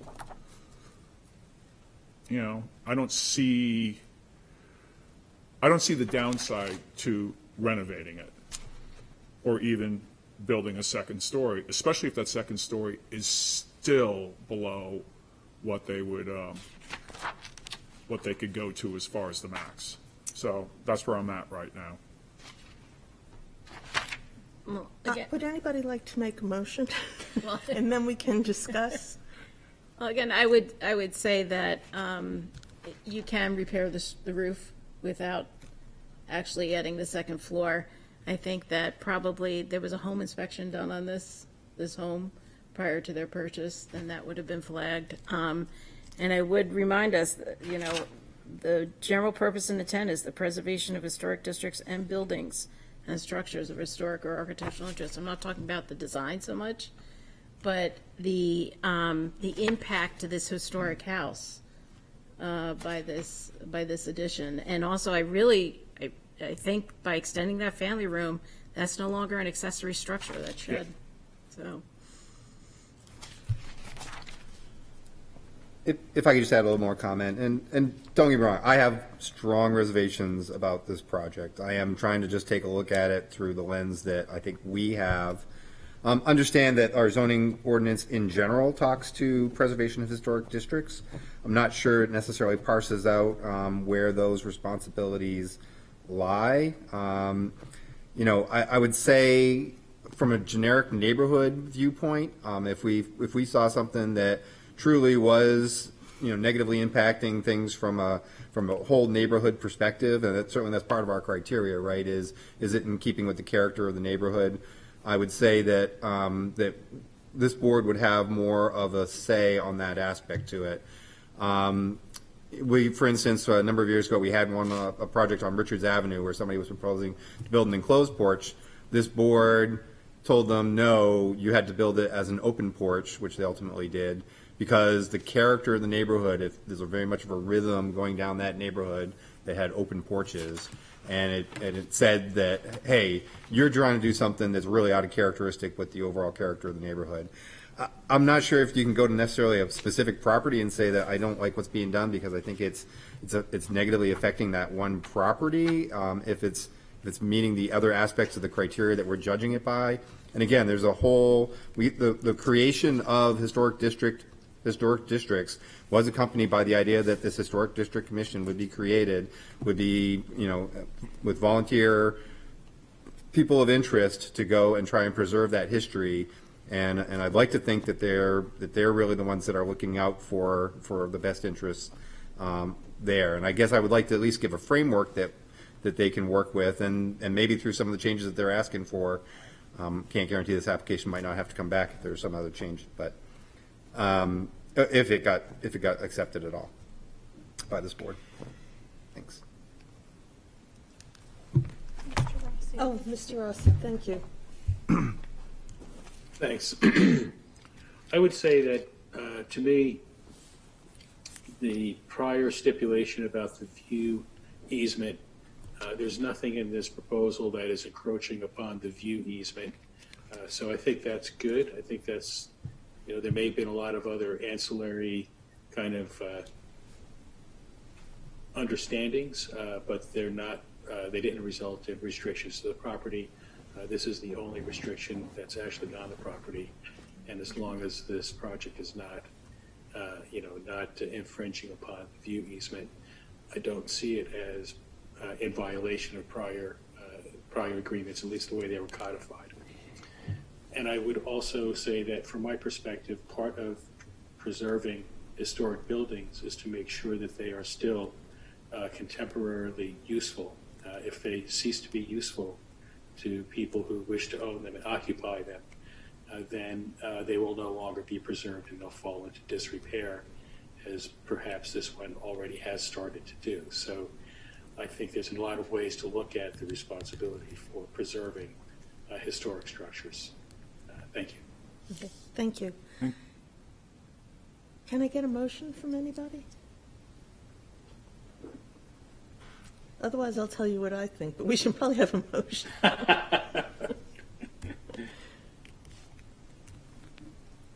Well, I would move to deny, but I do not think that I have support for that, but I would make a motion to deny.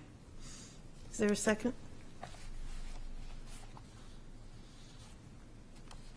Would anyone like to make a motion in favor? All right, Madam Chair, I will make a motion to approve as presented and advertised. Is there a second? Second. Thank you, Mr. Mantle. Okay. Thank you. So we've had a lot of discussion on this. Again, I sense some of the frustration. I don't always, we see a lot of this in Portsmouth where people come in and, buy the property with the pretty view that has the less than fully desirable house on it, and now suddenly it gets turned into something that's quite different than what was there before. In some ways, that's a sign of the prosperity and the success that our city has. A lot of the old buildings that we have are around because the city was not successful for many, many years, and the money simply wasn't there to go and rebuild and reconstruct homes, and that sort of led to us having, other than urban renewal wiping out a bunch of it, but it led to a bunch of old homes that ultimately formed the core through the hard work of the Historic District Commission and others to go and create a very historic feel for our city, and other factors that have now made it so that prosperity is and desirability is bringing in people, and they want to go and put their imprint, and so they find that house with the pretty view and change it to meet their needs. So do I have some regrets about that aspect of this project? I absolutely do. I'm just trying to be as fair as I can with what I see as our ordinance requirements, with what I see as the purview for this board. I do think there's others who are looking at other aspects of this, and I hope that they are also, just like all the members of this board, using all their talent, experience, and judgment that they've learned to try and decide what the right answer is here. So going to our criteria, granting the variance would not be contrary to the public interests. Again, two aspects of this have minimal impacts on encroachment in terms of anything that the public could ever notice. It's really the vertical expansion of an existing structure using an existing foundation that is tight up against one corner of a proposed property. As the applicant has pointed out, the total percentage of lot coverage is much smaller than is required for this zoning area, so it's not a matter of coverage. It's really the positioning of the home from the time that it was put there back in the circa 1800, and ultimately how the property got formed. Perhaps it probably got formed around it. Left these very, very tight setbacks, which I think is the most, which is what we're really here for, and the most egregious aspect to it. But the public really, it's a relatively hidden property from the general public. I do believe that the perhaps most affected abutters, there are some aspects to where their homes are located, where the usefulness of the property with grade changes and other things to them, what would be the negative impact, and it is ultimately a 7-foot change. Although I do think the overall size, because it's a Dutch colonial with the gambrel roof, feels more imposing than had they simply raised a gable roof up by that 7 feet. But nonetheless, the total imposition is not such that it's outside of what the public is really has a greater interest than the applicant would. Granting the variance would observe the spirit of the ordinance. This is a very significant change to the required setbacks. That said, it's a very old home on a property that has been around for a long time, predating our zoning ordinance. The applicant is not asking to make that any worse. Because of the nature of where the foundation is, it's not realistic for them to, without removing the foundation, to go and put this expansion in any other location. I do think that light and airs are other aspects to what we're concerned with setbacks. And again, because very fortunate for this applicant, I do think the two most important properties surrounding it that are most affected by the setbacks do have some characteristics about them that make that light and air concern less significant. Granting the variance would do substantial justice. Again, this is a balancing test of what the public's interests are. Outside of the historic aspects, which again, I really do have faith that other boards will take a close look at that. And I think for the terms of this board, that there's really no factors that outweigh it. There are neighboring properties. I understand that, we'll now see a taller structure there, but those properties also have in and of themselves taller structures. It's also not really on the side of the property closest to where those Dearborn Street properties are located. So with that, I think that the balancing test is in favor of the applicant. Granting the variance would not diminish the values of surrounding properties. Always probably one of our, almost any improvement really to these properties is probably going to be a positive aspect to the overall property values and ultimately make a positive effect.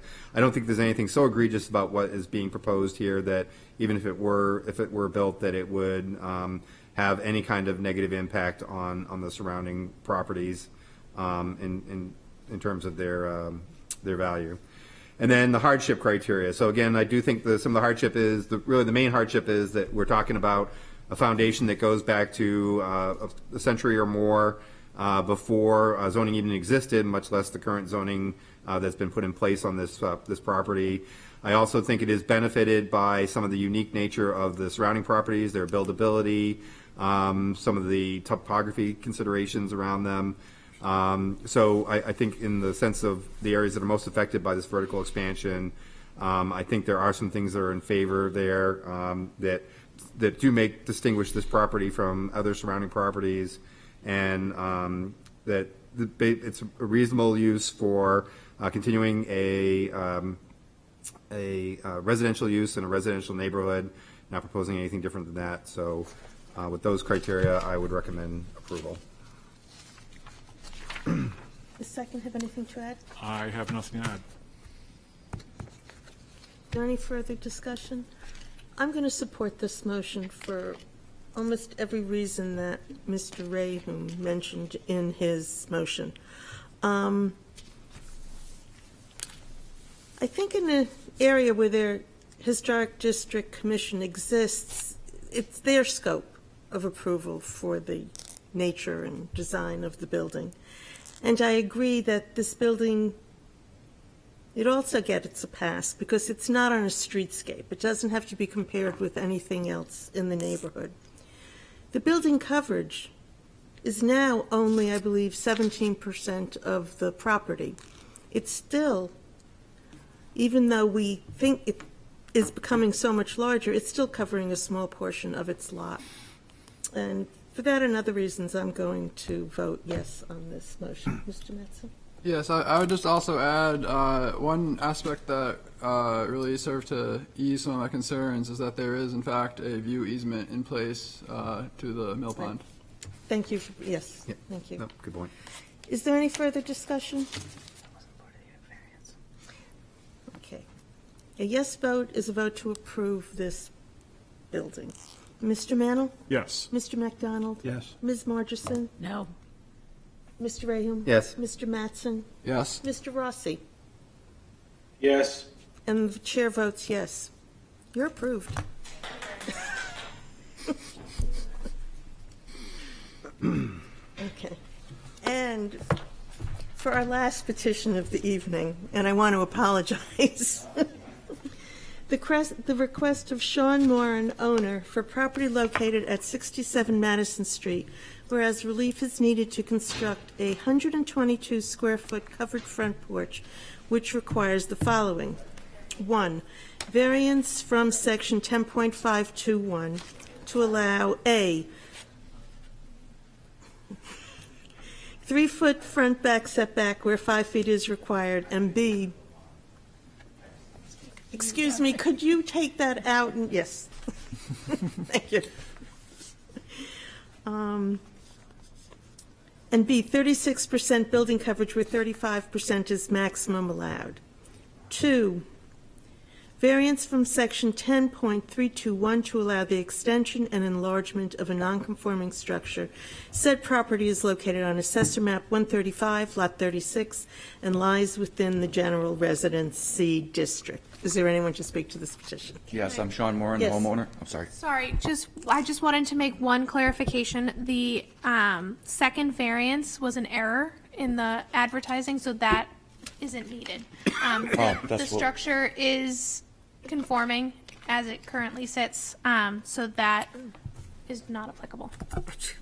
Sorry, go ahead. No, thank you. You just made it half as easy for you. Yeah. Oh, that's good. Well, we were confused why it was on there anyway, so we kind of figured maybe because it was 2 houses on, whatnot. When my wife and I moved here, my wife's name is Stacy. She can't be here. She's watching our granddaughter. But, we moved here 2.5 years ago, and we were fortunate to get this house. And as you know, the market is, one of the check boxes we had was a front porch. We didn't have that ability to get one of them. So, my wife and I spend a lot of time on the front yard. We sit on the front steps. All of our neighbors actually make comments, oh, too bad you didn't get the one to the left of you, because our sister one actually does have a front porch on there. And for me growing up, I lost my grandparents when I was very, very young, but the one memory I do have was with my Nana, is sitting on the front porch. And I want to have those same exact memories with my 2 granddaughters, Molly and Briar.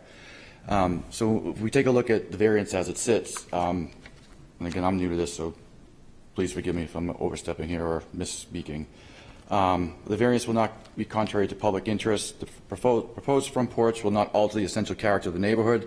The proposed exterior improvements will actually enhance the character of the neighborhood. That's one thing we believe. The spirit of the ordinance will be observed. The front porch will improve the look of the property. It will actually match the sister one to the left of us. The substantial justice will be done. The front porch encourages, interactions with your neighbors. It will allow us to spend more time and be part of the community. The values of surrounding properties, I think, will only increase by us adding more value to the new construction that's already been there, that we put there. And little enforcement, will allow us to actually utilize the space more by having the front porch. So that's why we're here. Okay. Okay. Thank you. Any questions? Are there any questions? Yes, Mr. Ray. Okay. Thank you, Madam Chair. So you do currently have a screen porch at the rear of the property, is that correct? That's correct. Okay.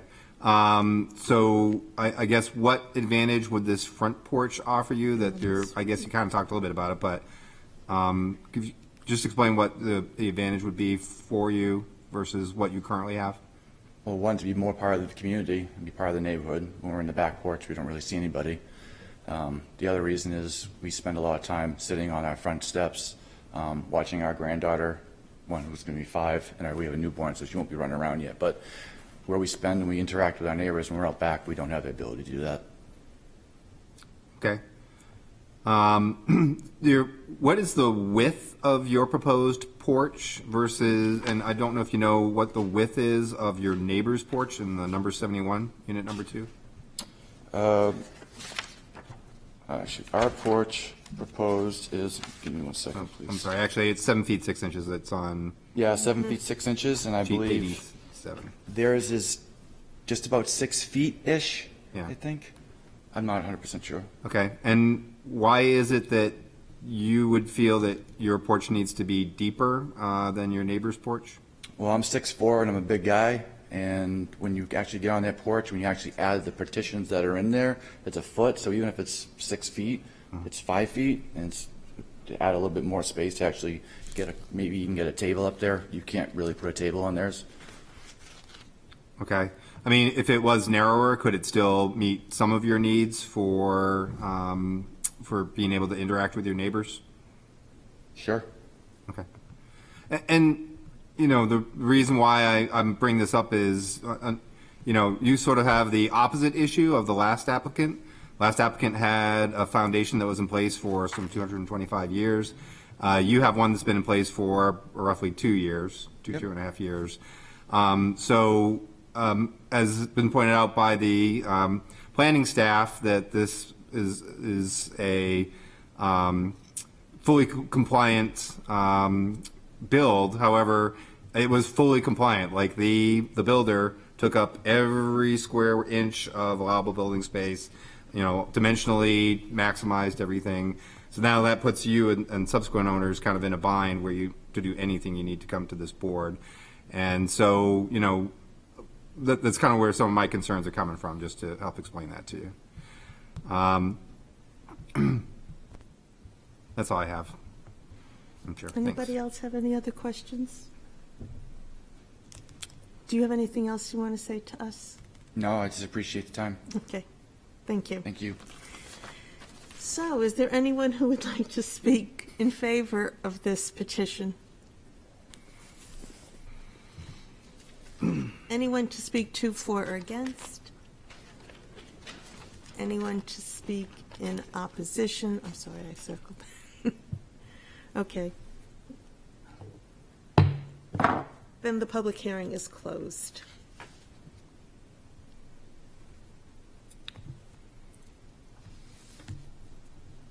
I know, it's late. What would you like to do? Yeah. I mean, I'll just talk some of my points as I just indicated to the applicant. I mean, what irritates me about this is that this is, you know, 2 years after this was built by a developer who looked at what all of the zoning requirements were and said, I'm going to maximize them all out, right? So these are good-sized structures that to the best of my understanding, there's 2 previous structures that were smaller on 2 adjoining lots. Somehow the developer got both of them, merged them together so that they could then not have the setbacks in between the properties. That allowed them to sort of do this connection, create the garages so that each has the advantage of the garage, maximize the heights, the overall footprint, which this applicant is now taking, you know, full advantage of a, you know, decent sized house that was put on and maximized everything that was the capability of that property. And now understand that they came and couldn't quite get the unit that they wanted, and now for their unit want to come back and get this added feature that you know, that they would like to have. But at the same point in time, you know, just 2 years ago, this was sold as, hey, don't worry about it. We're building to the maximum required, but no further. So don't worry about it. And now, you know, this short time period later, we get this request. That said, the amount of relief is relatively minimal, although the front setback we're going in by 2 feet. This is kind of why I asked if a narrower porch, if we could at least get, you know, some of the setback on the front back, that could maybe help a little bit. You know, the coverage ultimately they're up by like 1 or 2%, something along those lines. I mean, relatively small numbers. If it wasn't for the fact that this is, so calculated just a couple of years ago to max everything out, and now we're coming back. We had a similar application on the board maybe 7 or 8 years ago where, a builder did the exact same thing, actually had a sliding door that went out to a non-existent deck. And to build a deck there, it was going to have to be about 18 inches. So it was going to need to it was going to be counted against the square footage. And so the new owners came up and said, hey, I want to put a deck on the back. And I was like, well, even though you have a nice slider there that goes to nowhere, it doesn't meet the requirements, right? I think maybe that developer even kind of told them they could build a deck there. But at any rate, those are the kinds of binds that we're put into with these kinds of requests is somebody goes and makes the most value out of something, and now we have to go back and perhaps compromise on some of the requirements of the zoning ordinance to accommodate what the ultimate owner of that property is looking to do.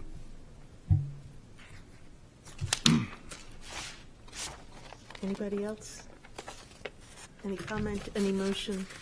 Ms. Murchison. And I guess I don't have any real problems with this, given that the variance request is so minimal. It's 2 feet in the front yard and only 1% more building coverage. It would, the other unit has a porch. I think it would provide some symmetry, but I would say this application doesn't really bother me that much. A motion? I'll make a motion to approve. Thank you. Is there a second? Jeffrey, we're proud of you. Thank you, Mr. McDonald. Okay, so going through the 5 criteria, granting the variance would not be contrary to the public interest. The front porch is in the character of the neighborhood, and it doesn't conflict with the purpose of the ordinance. Granting the variance would observe the spirit of the ordinance. They're asking for a very small relief for the front yard setback from 5 feet to 3 feet. And then also from 35 to 36% coverage, which is a very small amount. Granting the variance would do substantial justice. It would certainly improve the front of the house and the usefulness, and it's not harmful to the public. Granting the variance would not diminish the value of the surrounding properties. Doing this porch addition improvement would not change or might even increase the value of the home and the surrounding properties. Literal enforcement of the provisions of the ordinance would result in an unnecessary hardship.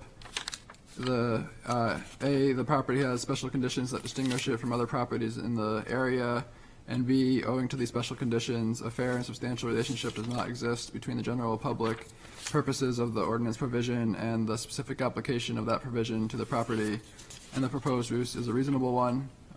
It is a reasonable thing to have a front porch. And the front porch is currently not deep enough, and it's not feasible to move the whole house, so the small amount of relief would be necessary to make the front porch more useful. Thank you. Do you have anything to add?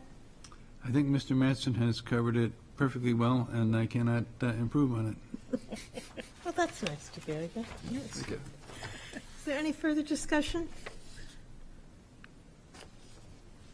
The chair is going to vote in favor. I think it is a minor ask for something that will benefit the family, and there is the symmetry involved with the other unit, which I noticed as well. So, okay, Mr. Mannell, Yes. Mr. McDonald, Yes. Ms. Marchison, Yes. Mr. Rayum. No, I'm principled. Okay, I wouldn't have guessed that. Mr. Mattson, Yes. Mr. Rossi, Sorry, I muted. No. no, and the chair votes yes. So you are approved. Thank you very much. Okay. Okay. So, Was that 5-2? Yeah. Yeah. yeah. If there is not any new business, then we can, Motion to adjourn?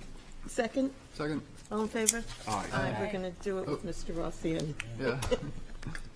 Shoot me, yeah. Whoops. Okay, do I really need to do it for adjournment? No, okay. I think We're adjourned. we're adjourned.